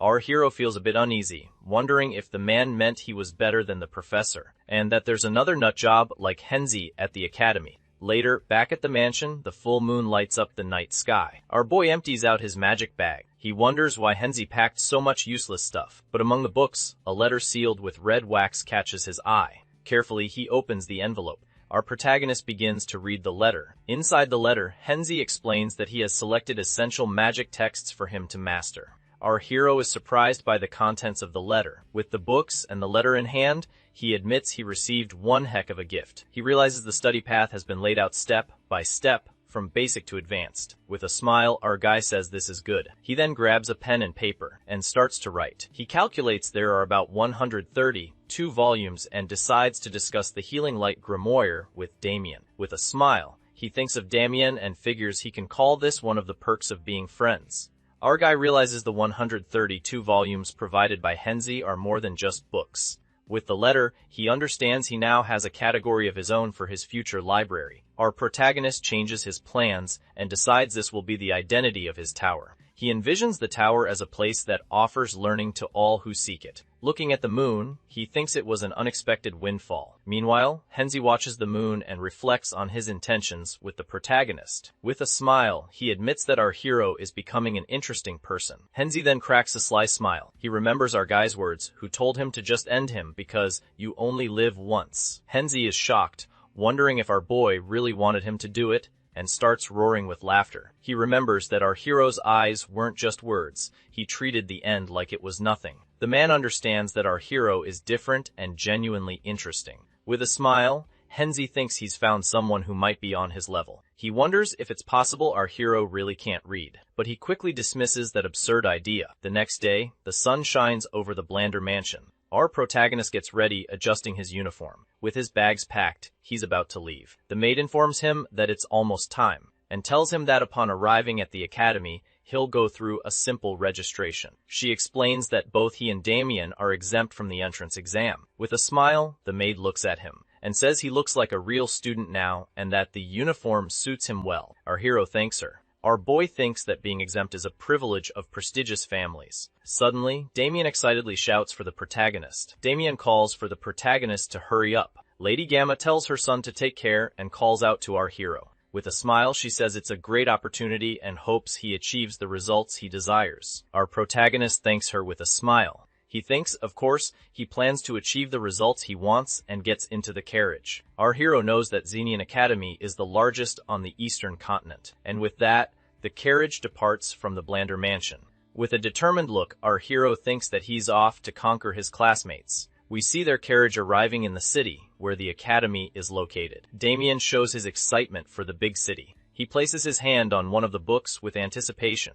The protagonist reflects that the fundamentals of magic are simple, but the interpretations are quite different. He compares magic to water. For some people, magic can be like the water of life, but for others, it can be like a disastrous flood. Our guy concludes that it's all just a difference in perspective, and he knows that Henzi's curriculum focuses on Declan's celestial principle. Suddenly, Damien shouts for the protagonist, getting his attention. With a huge smile, he announces that they've finally arrived at the academy. The carriage then enters the gates of the Grand Xenian Academy. Our hero observes the structure from the window. The maid informs them that the carriage ride ends here, and everyone must walk during admission. She says goodbye and wishes them well in completing the ceremony. Damien says goodbye to the maid. He then grabs our protagonist's arm, telling him to hurry up. Our hero is confused by his excitement. Damien explains that the ceremony is in a theater with first come, first served seating. Our protagonist realizes this was an excuse the maid made up so Damien wouldn't be late. And since it's just an excuse, he'll let it slide this time. We see a hall with a very detailed ceiling. And in this hall, there are many students chatting among themselves. The hall is a huge amphitheater filled with seated students. Damien is impressed by the number of people and says the maid was right. Our guy just facepalms, not believing what his friend is saying. He then puts his hand in his pocket and pulls out a paper with the M-class seat numbers 11 and 12. Damien looks at the protagonist and asks if they can sit there. Our hero wonders why Damien is so excited, since he didn't want to come before. Suddenly, Damien trips and falls to the ground. He's shocked to see he's bumped into someone. The man Damien bumped into glares at the protagonist. His sour look makes it clear he didn't appreciate being bumped. Our protagonist helps Damien get up. Damien smiles and says he's not hurt, apologizing for not paying attention. The man then tells them to stop and asks what he got on his clothes. Our hero replies that it was spit. Damien then offers to clean it and starts rubbing the man's arm with more spit. The noble is furious with Damien's actions, and our hero realizes this is going to get ugly. Angrily, the man tries to throw a punch at Damien's face. But then our protagonist steps in, calling the man classmate. Holding his fist, the protagonist comments that he's making a mistake. He suggests that he stop right there. The man angrily asks who our hero is. With a smile, Damien interrupts, saying he's the protagonist's friend. The man says he'll regret the choice he's made. Our hero thinks that interacting with classmates on the first day is a bit much. He cracks his neck and asks if the man prefers to settle this with his fists. The commotion catches the attention of other students, who start whispering. The students comment that one is the big guy, the heir of the Dolumpies, but they don't recognize the protagonist or his friend Damien. They start placing bets on who'll win. Suddenly, another student shouts at them. He tells them to stop watching and do something before the situation gets worse. Then, he tells the other students to make room for the fight to happen. Two students notice that one of the gray-haired boys is a mage. The mage students gather and create a barrier around the three of them. The crowd goes wild and starts betting on the fight again. From a distance, a student observes the situation with his arms crossed. The man in the background smirks at the fight. The man in front of the protagonist introduces himself as Exter, the second son of House Dolompi. With a purple aura surrounding him, he asks for our hero's name. Our protagonist says he doesn't have a noble bloodline and is just a passing nobody. Exter says it doesn't matter. He tells our protagonist to bring it on. Our guy cracks a smile and finds Exter amusing. With a mocking smile, he asks if Exter is scared. Exter becomes furious at the provocation. He stumps the ground hard, advancing and calling the protagonist a punk. He then attacks the protagonist first. The attack is so powerful it seems to break the sound barrier as it heads for the protagonist. But the protagonist reminds Exter that he's not alone. Then the protagonist dodges Exter's attack and sets up a counter-attack. The protagonist's powerful punch lands squarely on Exter's face. The punch has a strong impact, sending Exter flying backward. With the impact of the attack, he's left confused about what just happened. Exter is in shock and wonders how a punch can be so heavy. Exter looks at the protagonist with his blue aura, making him wonder if he's really a mage. Suddenly, Exter is confused to see a magic circle healing his mouth. In the corner is Damien, healing him. Smiling, Damien continues to heal Exter. Exter gets annoyed at being healed. Our protagonist takes advantage of his distraction and lands another punch through his guard.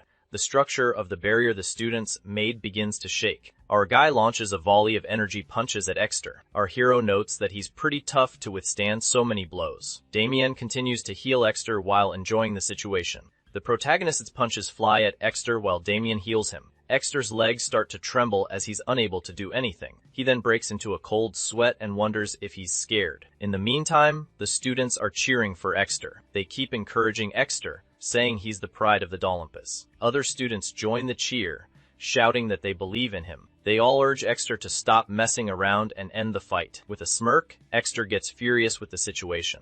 He yells that he can't believe a mere mage is treating him this way. He then finally manages to fire a powerful blow at the protagonist. After easily dodging, the protagonist comments that he's not so bad. Angrily, Exter attacks again. He yells at our hero not to underestimate him. He then manages to land a hit on our guy, knocking him back. His friends celebrate the hit, saying it's what they expected from Exter. Exter realizes the blow landed clean, but he doesn't understand why it felt so weak. The protagonist flies through the air after being hit, but he naturally does an acrobatic flip and lands back on his feet. Our guy dusts off his clothes as if nothing happened. Exter stares at our hero, completely baffled. He then starts shouting in frustration. Furious, Exter charges toward our hero once more. Our protagonist observes the situation with disdain. He realizes he needs just one good hit to end the fight, but Damien keeps healing Exter. Damien is having a blast with the situation, healing Exter. Our hero then says he knows what to do to end the fight. With his hand crackling with lightning, he prepares to use a technique from his past life. He draws energy from the collision of particles. The technique uses magic but belongs neither to martial arts nor magic. It is a purely technical application of magical properties. The protagonist unleashes his powerful blow against Exter. The student's barrier begins to shake even more, scaring them. One of Exter's friends is confused. They look at the arena, trying to see what happened. Then, finally, the result is Exter falls to his knees. Soon after, he passes out and collapses. All the students are left speechless. They are in shock. But our hero raises his fist to the sky. Aura-farming, our protagonist declares his victory. He then asks the crowd if they enjoyed it. The crowd goes wild and starts applauding our protagonist. Then Damien calls out to the protagonist. While celebrating, the protagonist gives him a pat on the head. The protagonist is also satisfied with the victory. From a distance, the previous student watches the protagonist again. With a smirk, he comments that a Magic Academy student shouldn't fight like that. He turns and tells his friend that it was quite vulgar. Suddenly, a man in a suit arrives, shouting for the students to move aside. He yells at the students, asking who started a fight on the first day. He threatens the students, but our guy realizes he's caused some trouble. He then thinks it's fine because he's a problem solver. With a smile, Damien takes the blame for the man. The protagonist is indignant that Damien is turning himself in. Meanwhile, Exter is still passed out on the ground. Inside a fancy room, the man in the suit calls Damien and our protagonist in for a talk. Our hero and Damien just agree. With that, the man asks if they've confessed honestly and says he won't give them any penalty. He then warns that he'll be keeping an eye on both of them from now on. Aster gets a bit tense with the warning, but nods his head. Outside the academy office, the two of them leave the room. They walk through the corridors and realize the entrance ceremony hasn't started yet. So they enter the hall, and the other students start whispering about Aster. People wonder how he defeated a martial artist when he's just a mage.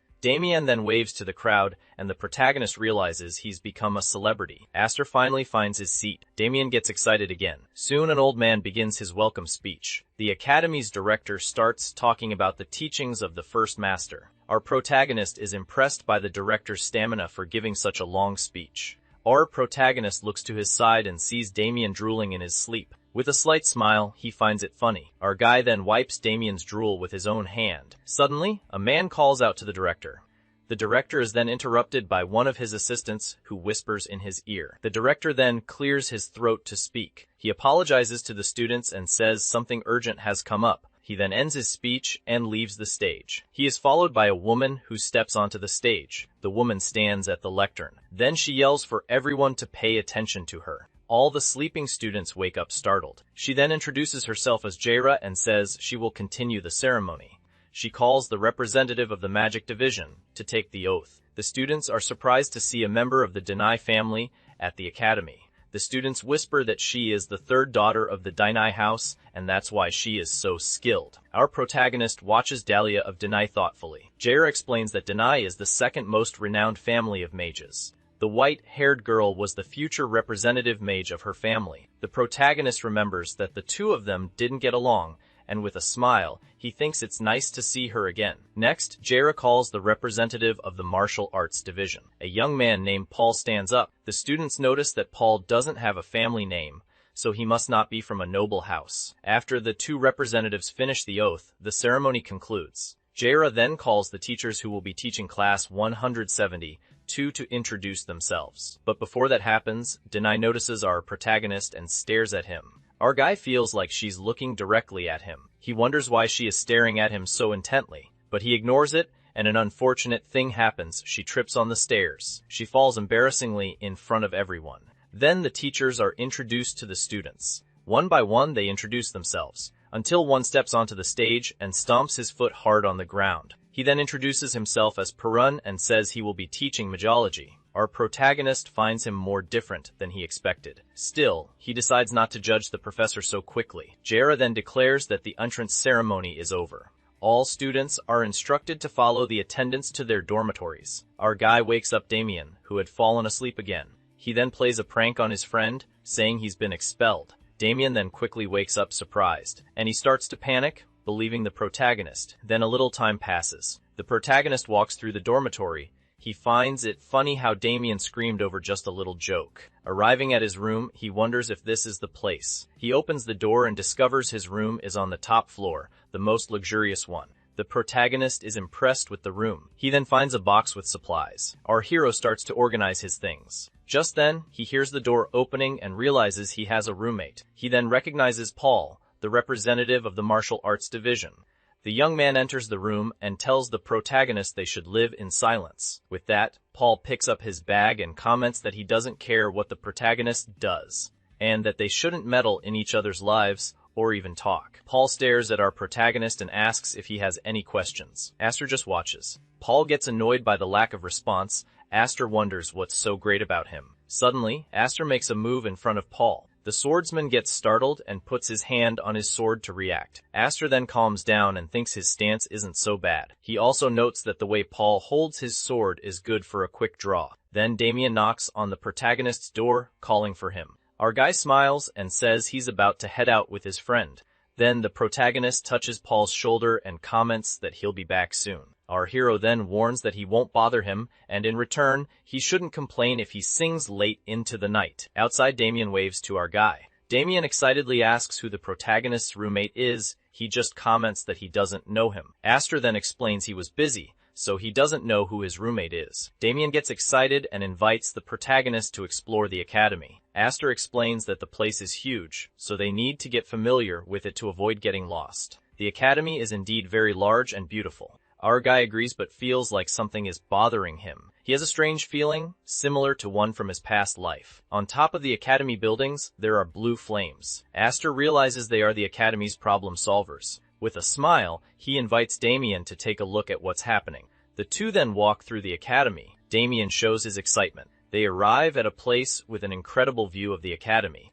Damien is amazed by the lake and says there's nothing like it where he lives. The two observe the beautiful scenery. Our protagonist finds taking care of Damien tiring but understands why Lancey left him with him. Our hero then tells Damien to ask someone to make a lake for him. That all it takes is digging and adding water. Damien gets excited about the idea and says he'll ask for a lake bigger and wider than the one at the academy. At the Blander mansion, Lancey feels a shiver after this idea planted by the protagonist in Damien's head. Then Damien asks what name he should give the lake. Aster then suggests the name Sweat and Tears, and Damien loves the idea. Lancey gets the shivers again. Damien gets excited again upon seeing a statue and suggests to the protagonist that they make one just like it. Our hero then suggests they make a dragon statue to make it cooler. Lancey starts to find these sudden chills strange. The two then decide to head back to the dormitory. Aster thinks he saw 7 problem solvers and estimates there are about 10 in total. He calculates that most of them are concentrated in the second magic hall. The protagonist then realizes their target might be Professor Perrin. He knows Declan has allies and they would naturally suspect Professor Perrin. Our hero notices a problem solver hiding in the bushes. With a smile, he thinks he appeared at the right moment. The cloaked figure watches intently. Our guy then decides he's going to find out how much they know. Night falls and the academy lights turn on. One of the problem solvers leaps across the academy. He moves quickly across the lampposts. The cloaked figure then enters a building. Inside, he finds another problem solver waiting for him. He asks where the others are, and the other replies that they went ahead. The cloaked figure informs him that headquarters has issued an emergency directive. He reveals that the main target is Professor Perrin, and they need to act tonight. The other cloaked figure thinks for a moment. The man explains that Henzi, the main target, has made a move. The other cloaked figure is then shocked to learn the plan has been moved up. He questions if they'll have to face the professors alone without the help of the unique numbers. The other cloaked figure informs him that none of the unique numbers will come to help them. However, he reveals an important piece of information. The fire demon Callahan will join them on the mission. The man is shocked to learn that someone as important as Callahan is coming. Callahan is the vice leader of Declan's Mage Corps and the Red Jewel. He is known for being cold and willing to use any means to complete a mission. The man realizes this mission is extremely risky. The other cloaked figure calms him down, saying there won't be an open conflict. He is relieved by the information, and the two prepare to leave. The two then exit the building to join the others. Aster watches the two of them moving away from the academy. He thinks the mission will happen at midnight tonight, and of all people, Callahan is involved. Aster remembers that when he was still active in his past life, Callahan was already at the peak of his power. The redhead was loyal to House Declan even after their defeat against the Blander family. He remained faithful to the ruined house, proving his immense devotion. Callahan kneels, demonstrating his loyalty to the family. He's dangerous now, but his true golden age came after the war against the Blanders. The redhead became known as Declan's Hell, who no one could stop, and marked his name in history. That's why the protagonist understands that he needs to capture Callahan as soon as possible at all costs. His magic is the art of Declan's flames, and since he is a renowned mage on the continent, the risk is worth it. Our guy wonders why one of the problem solvers retreated. Still, he has a doubt since Henzi's thesis is with him, and they're saying the target will be delivered to Professor Perun, a secondary target. Our hero thinks that his thesis can't be a fake, nor can the target be something other than it. So that means the thesis to be delivered today is a fake copy. In the dormitory, Paul begins to put on a suit of gear. He then puts on the gauntlet of his suit. He equips his dagger and adjusts his gear. He also puts on a hood. Then, after looking like one of the problem solvers, he passes by the sleeping protagonist. He then stares at the protagonist in bed. However, what he didn't imagine was that the protagonist in bed was actually a mannequin. Meanwhile, in the clock tower, Professor Perrin is in his office. The night is calm, and the professor works peacefully. Professor Perrin seems to be focused. He pauses for a moment and thinks about the rats from the Declan family. Perrin gets annoyed and comments that he has tolerated them for too long, but now they have invaded his territory. Furious, the professor wonders what the Declan family is planning. The door to his office is opened. The cloaked man enters the professor's office. Professor Perrin wonders if he's a mercenary, but then Professor Perrin surprises the young man by calling him by his name. Professor Perrin advises Paul to refine his other traces next time he disguises himself. Paul then hands the envelope to the professor. Perrin says that if he keeps this up, he won't get another chance to disguise himself. Paul is visibly scared. Perrin takes the letter and confirms it was Henzi who sent it. The professor comments that Henzi schemed to deliver the thesis right under the Declan's noses. He thinks for a bit and concludes that the cunning fox wouldn't be caught so easily. So Professor Perrin wonders what trick Henzi is pulling. Suddenly, a large explosion happens in the room. At that moment, someone approaches, saying it's a pleasure to meet him. And this man introduces himself as Callahan, doubting the professor knows him. Paul is shocked. Callahan calls him a mercenary. Perrin then gets annoyed at being called that, and he tells Callahan to get straight to the point without beating around the bush. Perrin gets angry and says the stench of Callahan's vermin is rotten. The redhead then gives a dry laugh. He says he's never been treated like this and that this is fun. Then Callahan points at Paul and orders him to be taken out. He then says he'll see to it and invokes his ability. He threatens to leave him with only one eye and one arm. At that moment, one of them puts the thesis away. Then Perrin takes the lead and summons his magic circle. The two attacks collide, causing a massive explosion. Paul, in the middle of the clash, is unable to do anything, but he manages to stay on his feet. Perrin used his power and protected Paul from the attack. The professor gets his student's attention. He warns that from now on he won't see him as a student, but as a mercenary. Paul gets the message and draws his blade. Perrin realizes the alarms didn't go off and that the Declans cast a blackout spell. The entire academy is silenced by magic. Perrin then looks at Paul, knowing he can only count on him now. Callahan scoffs, saying the envelope came from the scum of the Blanders. Perrin then prepares for the fight and asks what he should do now. The redhead smiles maniacally and accepts the invitation to battle. Callahan unleashes his mana and a huge wave of energy. Perrin watches him release his energy. Then Callahan launches an attack, making Perrin dodge. Callahan attacks Perrin with a wicked smile. Paul is on high alert, seeing the intensity of the fight. The professor then attacks with an ice spell. The clash of their attacks causes a huge explosion. Our guy, from a distance, watches the explosion of magic in the sky. Aster realizes things are getting serious. Our guy then prepares to jump into action and grabs his mask. He puts on the mask and says it's been a while since he last wore it. Now he's no longer Aster, but problem solver number 1. Next, our guy makes a gesture with his hands while saying, Moon. Then our protagonist asks for permission to be a vigilante for today, one more time. But he admits, to be honest, he was never really a righteous guy. With that, Aster leaps and dashes toward the chaos. Meanwhile, the academy is in ruins. Callahan laughs manically and praises him for withstanding his attacks. Amidst the fire, Paul is panting. Paul is frustrated with the situation. He realizes the talisman he received was actually a protective artifact and feels lucky. Perrin tells Paul to get out of his way. He then continues to launch powerful magic attacks against Callahan. The attacks meet, causing a powerful impact. Perrin comments that he's not so bad. Paul is startled to see his sword covered in ether and asks if it's a spell. Perrin asks if he can keep blocking the incoming attacks. Paul says he'll hold on for as long as it takes, because if he can't, he's a goner. Callahan smiles and says a mage and a guard are a good combination. Then a giant pillar of ice forms. And on the other side, Callahan sends a great wave of fire. Paul cuts through the enemy attack with his sword. With that, Perrin creates a shield to defend himself and says the guard has been defeated. He realizes that if this continues, they'll be stuck in an endless cycle. In that case, Perrin prepares to use his trump card. Callahan also prepares to use his most powerful ability. Perrin explains that when mana is limited, a struggle for control begins. He then uses a powerful spell and wonders how much Callahan can take.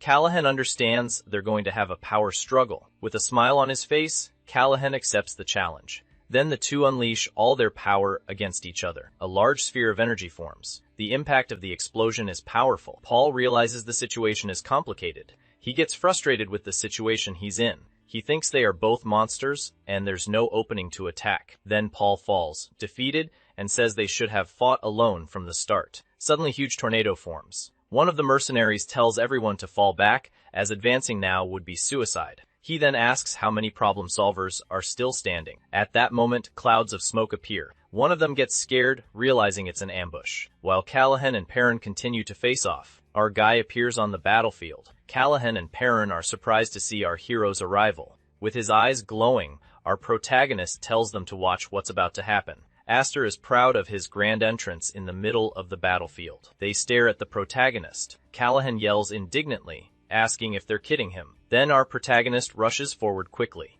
With a swift move, our guy surprises Callahan, grabbing him by the neck. Our hero says that this place will be his grave. Callahan becomes enraged and yells for our protagonist to drop dead. Next, the mage tries to counter-attack with a fire spell. Callahan's attack explodes. With that, the mage manages to steady himself on the ground. He realizes he's suffering from mana backlash. Our protagonist doesn't fall and leaps toward Callahan again. Callahan feels he can no longer fight properly after coughing up blood. Then two more problem solvers appear to provide support. The mage needs to suppress the mana backlash before continuing. He then quickly drinks a potion. Callahan wonders where on earth someone like our guy came from. He has a look of astonishment. Meanwhile, our protagonist fights bravely against the other two problem solvers. Callahan admits that our hero's movements are surprising and efficient. Then the mage is shocked as he realizes he's impressed by our guy's skills. He says he doesn't know who our protagonist is, but with a furious gaze, he yells that he will finish our protagonist. The mage launches a powerful attack. He launches a powerful fire attack that explodes with great intensity. Aster watches the attack approaching. The attack causes a massive explosion everywhere. Callahan wonders if he managed to hit our hero. He doesn't care about the other problem solvers caught in the blast. The mage realizes the protagonist must be eliminated at all costs. He feels a little excited and grabs another potion. Callahan then throws the vial to the ground. And when he goes to take another potion,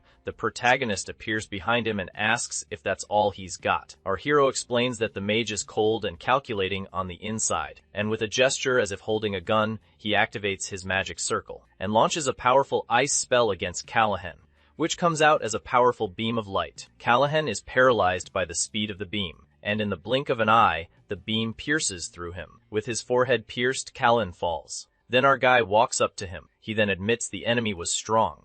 He thinks any other mage would have been defeated by that attack, but Callahan's final spell helped him a lot. Aster approaches the body. He then starts searching for something. Our hero finds what he was looking for and picks it up. He explains that mages like Callahan carry their secrets with them. The protagonist puts the bag away, as he will analyze its spell later. Our guy looks back and says that Professor Perrin is late. Professor Perrin explains that he was late because he was freezing some rats, but he wants to know if our protagonist is also a rat. Aster sighs and asks what Perrin thinks of the fact that he defeated one of Deculin's men. Perrin deduces that if one was a madman, the other was the one sent by Henzi. Our protagonist wonders if he can trust the professor based on just that.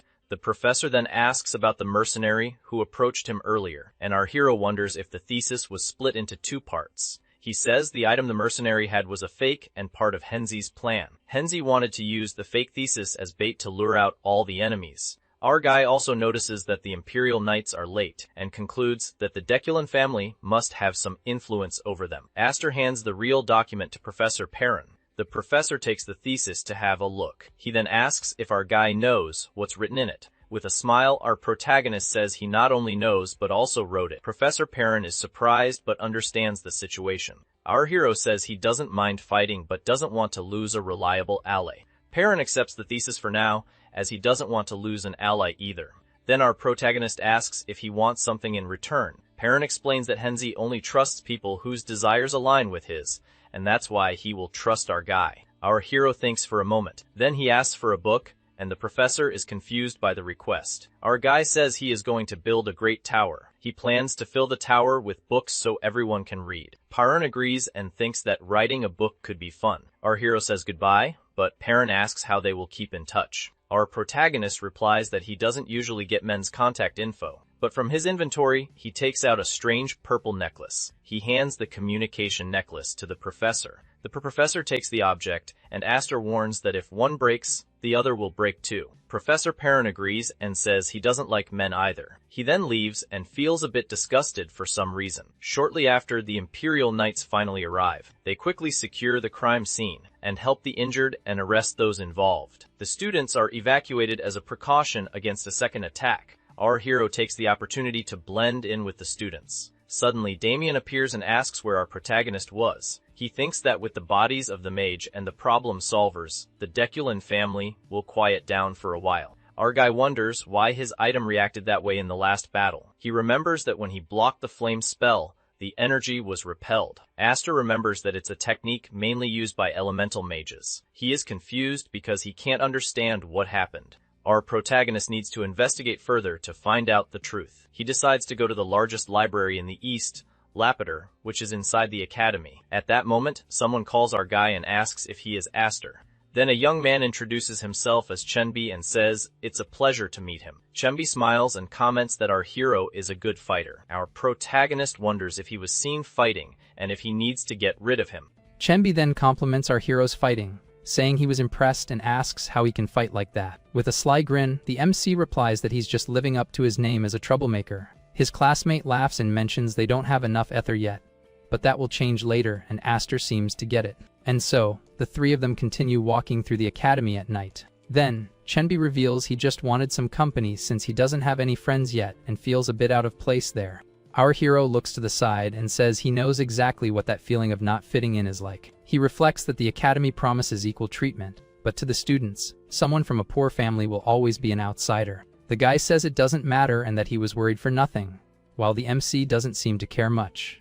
With a smile, Aster agrees it's a bit tense being alone when strange things are happening at the academy. As the guy keeps talking, our hero wonders if this is what a normal conversation is like. He then thinks that in this life, he's only met completely bonkers people so far. At that, he remembers all the crazies he's met and realizes he's already forgotten how to be a normal person. The guy declares that his academy life has finally begun for real. Thus, the days go by and we see the beautiful architecture of the academy on a very sunny morning. The sunlight illuminates the institution's towers as our hero gets ready for another day of classes. The next day in the classroom, the students are all seated and chatting among themselves. We then see our white-haired friend yawning. Damon complains that he's dead tired. Suddenly, Chenbi arrives and greets the two of them. The classmate then complains that even after yesterday's mess, they still have class, but Aster doesn't seem bothered. Our hero thinks that Chenbi isn't from a noble family, but he's still very cheerful and isn't intimidated by anyone. He concludes that the guy is a good friend, but then the dude remembers to ask the MC something. Chenbi then reveals that their homeroom teacher is some Professor Zira.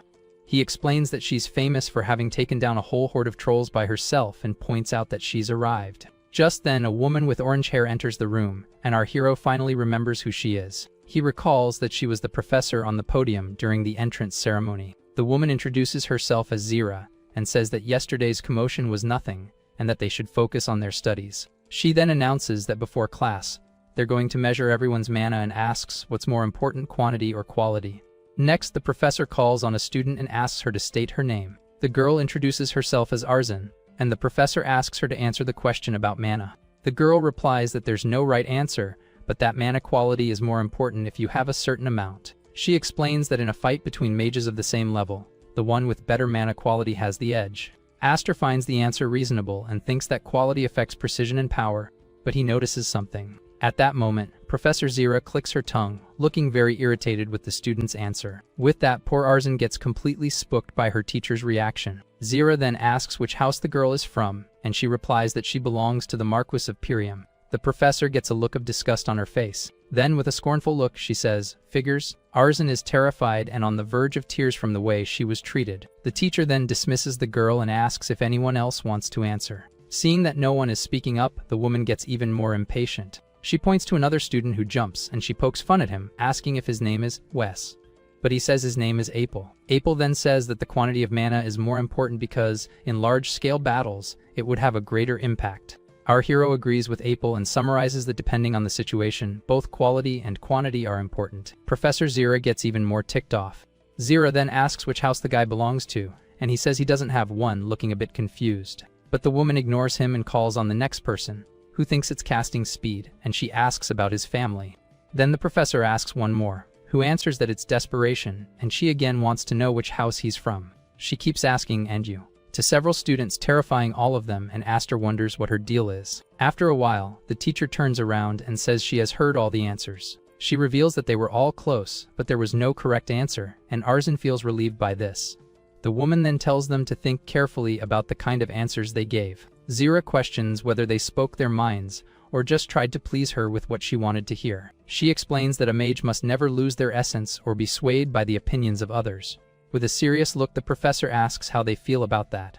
The teacher questions if they truly possess the mindset of a real mage. She then declares that from now on, they must become true mages and remember this lesson. At this, all the students fall silent, pondering the professor's words. Our hero understands what she meant and thinks her method is pretty clever, but a little nuts. Finally, the woman tells everyone to come up one by one to finally have their mana measured. The professor calls on Arzin again, and the girl answers, crying. Zira appoints her as the class representative, saying her first answer was impressive, and tells her to write down her classmates' mana levels.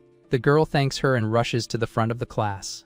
Our hero then understands that this is the professor's way of training the students. Chembi says he's jealous, and Aster asks of what exactly. At that moment, an assistant arrives and calls for the professor. He hands her an object covered by a purple cloth. The professor unveils a crystal orb for measuring mana, and the students are amazed. She then asks if this is the first time they've seen one of these and places her hand on the orb. With a wicked smile, the teacher says it's time to find out their mana levels, and that maybe there's a monster among them. Everyone in the room falls silent and anxious. The orb glows intensely, showing a strange symbol. This is Damon's power. The professor explains that using the orb is very simple. She then tells Arzin to place her hand on the crystal and infuse her mana to begin the test.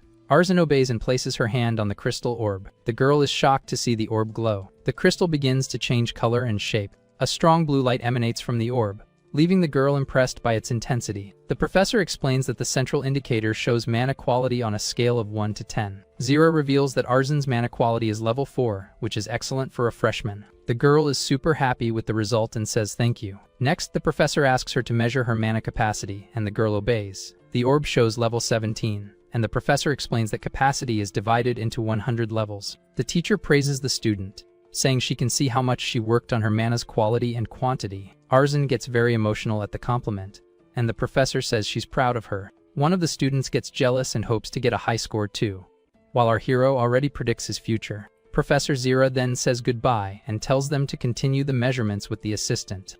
The students start talking about their breathing techniques and how to improve their levels. Chembi calls our hero over to measure his mana too, and he agrees. The students are shocked by the next classmate's result. His refinement level is 6 and his mana capacity is 20. A female student comments that the average was level 3 and that she's jealous. The assistant asks for the student's name, and he introduces himself as Furion. The guy reveals he's from the Deny House, leaving everyone surprised. Our hero realizes he's from the same family as Dahlia and thinks he's a show-off. The assistant praises Furion's numbers, as expected from a prestigious family. But the guy comments that his mana capacity is low compared to his refinement, and Furion agrees. At that moment, Damon wakes up, yawning and asking what's going on. Aster tries to send him back to sleep, but his friend gets curious about the mana measurement. Damon gets super excited and runs to the front of the room, wanting to participate too. Our hero is dying of embarrassment over his friend's behavior. The other students recognize Damon as the young master of the Blander family and Aster as the guy who defeated Hickster. The protagonist says he regrets getting famous over a fight, but actually, he loved it.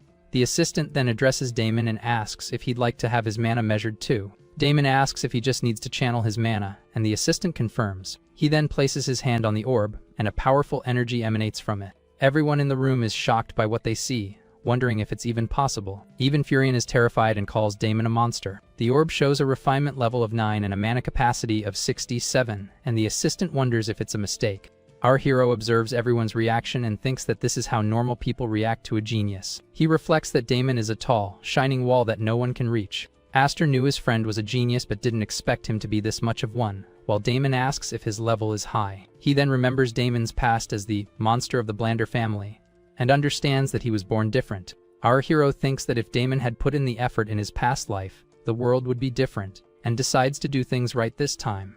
He will ensure the Blander family is always a thorn in Deculin's side. He swears he will make Damon stand out above the others. The assistant praises Damon, saying he lives up to his family's name but warns him not to let his guard down. Damon agrees excitedly with a smile on his face. He then turns to our hero and asks if he's had his mana measured yet, to which he says no. Damon then insists that Aster go measure his mana too. With a thoughtful look, our hero seems to be considering the idea. He knows everyone is curious about the commoner who hangs out with Master Blander and who defeated a noble. So Aster approaches the orb and says he'll give it a try. The assistant asks for his name, and he introduces himself as Aster, deciding to aim for an average result to avoid trouble. To do this, he starts adjusting the properties of his mana before touching the crystal. With his hand on the orb, our hero channels what he thinks is a suitable amount of power. But Aster realizes the device's baseline is too low and that he's made a mistake. At this rate, he knows the result will be much higher than planned. To his surprise, the orb shows a refinement level of 10, way above what he expected. Suddenly, the number 10 on the crystal starts to flicker and become distorted. Then the orb displays an error message, saying the limit has been exceeded and it needs to be rebooted. The crowd is in shock at the scene, wondering how that's possible. Meanwhile, Damon gets super excited, yelling that his friend is amazing. The assistant then says there seems to have been an error, and that they'll need to measure again, and Damon agrees. But Damon says it wasn't an error and tells the assistant to shut up. With a wicked grin, he insists the result was correct, but Aster tells him to be quiet. The assistant then reboots the orb and asks our hero to try again. This time, the result is a refinement level of 3 and a capacity of 15. The assistant concludes it was an error before, and Aster is relieved to have managed his mana better. Suddenly, Damon appears with a strange look and blurts out a cuss word. Aster is shocked and asks where he learned to talk like that. The boy replies that what his friend did was a huge screw up and cusses him out again. Our hero realizes he can't cuss around Damon anymore, lest he set a bad example. Later, we see the academy under a beautiful sunset. The sun sets behind the first hall of magic. In the faculty lounge, Zira is standing by the window. She thinks that the second hall of magic is being repaired. The professor wonders why a mage from Deculin named Callahan would attack Professor Farron. But she decides it's none of her business since Professor Farron was famous and can take care of himself. At that moment, the assistant Yorbi enters the professor's office. He hands Zira the results of the mana tests. The teacher analyzes the data and comments that the overall level is high, but that Furion was disappointing. She then sees the results for Damon, the greatest talent in the Blander's history, and decides he'll need guidance. Suddenly, Zira notices something strange on the papers. She sees Aster's data and the note about the error on the first attempt. The woman realizes the error code means he exceeded the device's baseline, so she decides she needs to keep an eye on him. Meanwhile, Damon complains that only he is allowed to cuss, and Aster is left speechless. Chenby suggests they just stop cussing altogether and changes the subject. Our hero then shows Damon an image of an ice dragon. The boy looks closely at his friend's creation. Aster then replies that this should be enough for what they need. He calls the statue Blood, Sweat, and Tears No. 2, but decides it needs to be more dynamic. Chenby remembers the lion statue at his house and is impressed with Aster's skill. Damon admires the ice dragon and thinks that not even Furion could make something like this, and Aster treats it all like a toy. At this, Chenby gets depressed, and with tears in his eyes, he says the world is too big and he's nothing but trash. Our hero then says he understands the feeling but that his friend needs to accept reality and move on. Aster then turns and gets Damon's attention, who looks at him with the sculpture in his hand. With a radiant smile, the boy says he had a lot of fun and that coming to the academy was the right choice. Aster is a bit taken aback by his friend's sudden sincerity, but he quickly composes himself and with a smile says he's happy to hear that.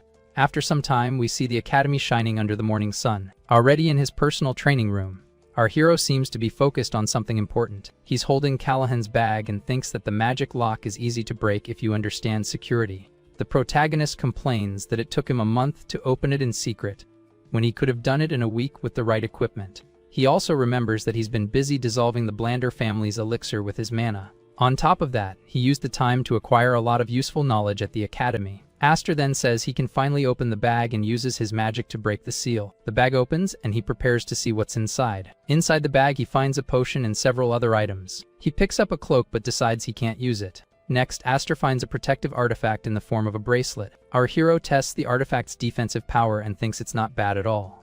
He keeps searching through the bag and finally finds what he was looking for. It's Deculin's secret grimoire, called Red Flame. Aster knows it's an inferior secret art compared to Feyhamren's Blue Fire, but it can burn through even force fields.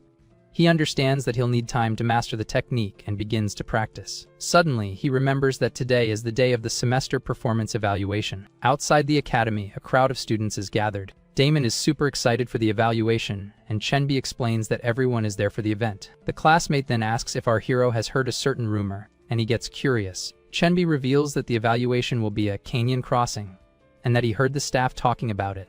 Our hero becomes thoughtful and remembers that there are 3 types of practical exams at the academy. The first is the Trial of Ordeals, where you have to cross a sewer-like maze. The second type of exam is the Canyon Crossing, a race to the finish line. And finally, there's the Simulator, where you fight against people or monsters, but among them, the crossing is the most likely. Aster thinks that the type of event doesn't matter as long as he can pass without any complications. But he notices that Chenbi is super anxious, planning to use defensive magic to buy time in advance. Suddenly, a powerful voice tells everyone to be silent. A man with long black hair approaches and greets the students. He introduces himself as Professor Farlan, instructor for Class M and supervisor of the evaluation. With a smile, our hero thinks it's been a while and that the professor's dark circles are worse. Farlan announces that it's the day of the semester performance evaluation. He then prepares to reveal what the event will be. To Chenbi's despair, he announces that it will be the Trial of Ordeals. The boy is in shock because his plan just went down the drain, and Damon calls him a liar and Chenbi completely loses it. Professor Farlan then prepares to explain the rules of the test. He tells everyone to line up and get ready because the objective is very simple.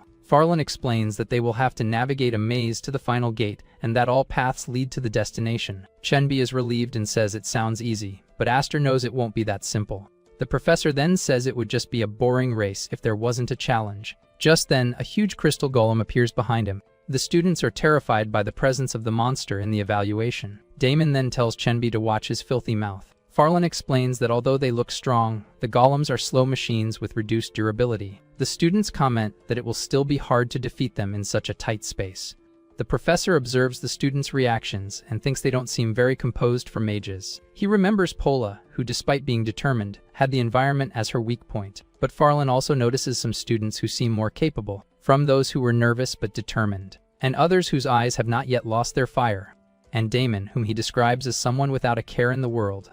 The professor then gets tired of observing and tells the students to get ready to start. Farlan continues to explain that the golems will serve as guardians, and that the choice to face them or avoid them is up to each individual. He then shows a bracelet that each student will receive and explains that it has a protective power. If the bracelet's force field breaks, the student is eliminated, and the golems stop attacking them. The students become tense as the rules are explained. The professor says that since they seem passive, he'll make a special offer. He challenges the students to show something impressive, promising to personally reward anyone who stands out. Our hero gets excited at the idea of a worthwhile reward. This makes him think of Lapider, the largest library on the continent. He remembers that the library is divided into 3 levels, and that he only has access to the lower one. Aster recalls that he didn't find any grimoires about the stigma on the lower level. To access the upper levels, he needs to be royalty or have a recommendation from 3 professors. That's why he needs to stand out in the evaluation and get the reward. And he says he's already memorized what he needs, and that he'll ace the evaluation.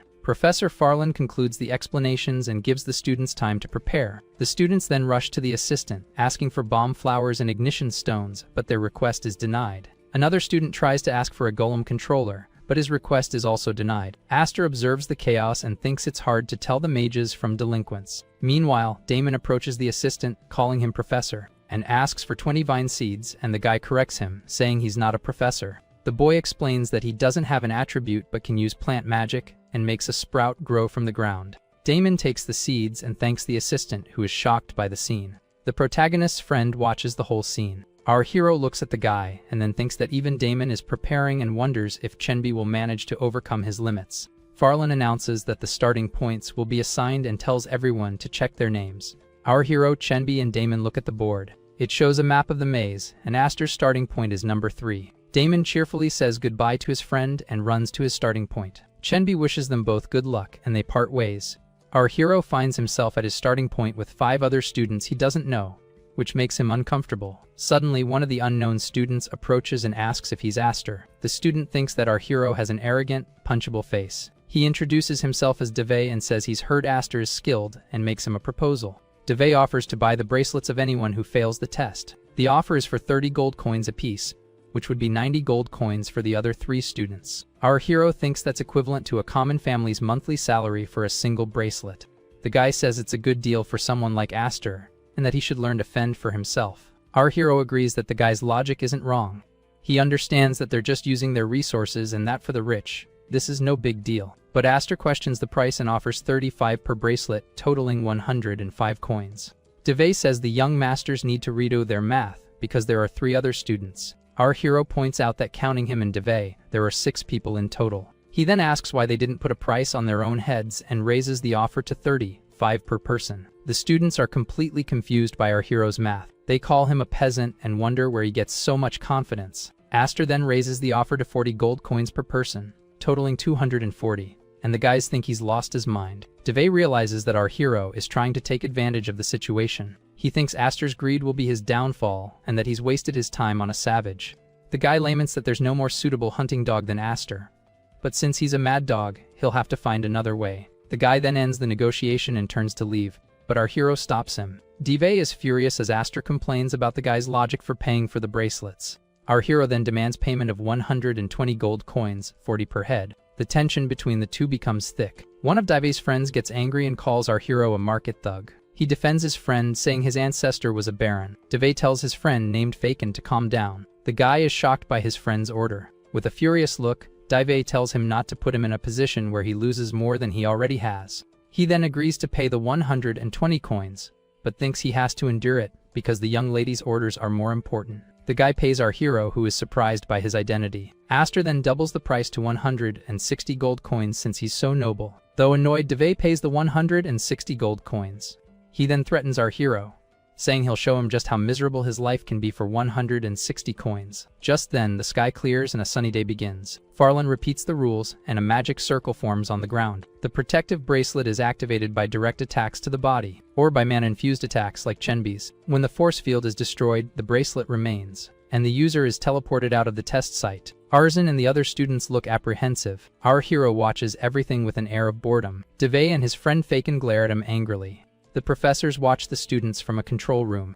Farlan then takes a sip of his drink and gives the signal to begin. Teleportation circles form under the students' feet. The teleportation is complete and the test finally begins. In the control room, the professors watch the students through magic screens. Farlan announces that the scoring will begin. He notes that Dahlia and Damon are starting from the same point. Suddenly, one of the screens goes blank and the assistants panic. Farlan tells them to calm down, as he inspected the magic eyes himself.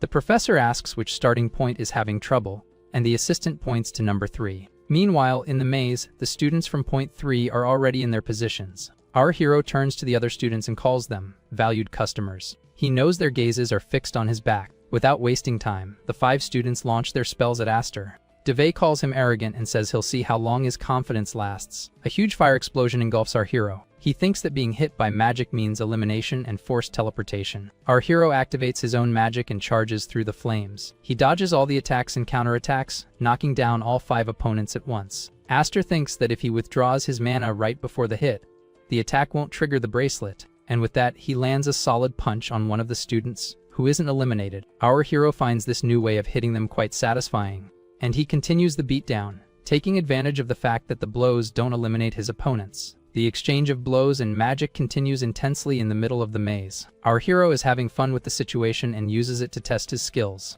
After defeating everyone, he comments that young Master Devay must be rich to recruit so many people.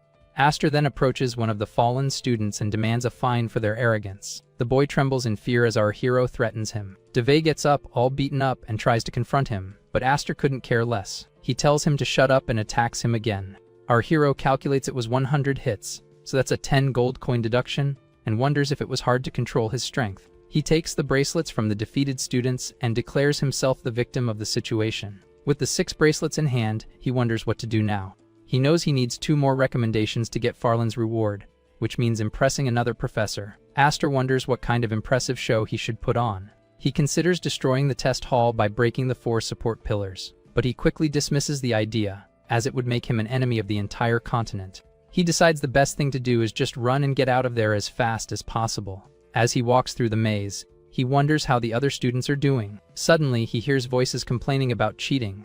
The students are desperate because Damon is blocking the passage with a golem. With a wicked grin, the boy refuses to let them pass. The students try to attack, but the golem's vines block their spells. One of the students trips and falls to the ground. The guy is terrified and can't get up. Damon's golem attacks him without mercy. The creature of vines roars as it attacks the other students.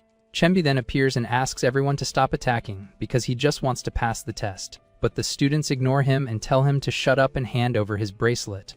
The students start arguing among themselves, unable to reach an agreement. Chembi takes advantage of their distraction and decides to flee. He thinks he shouldn't be greedy and that he just needs to pass the test.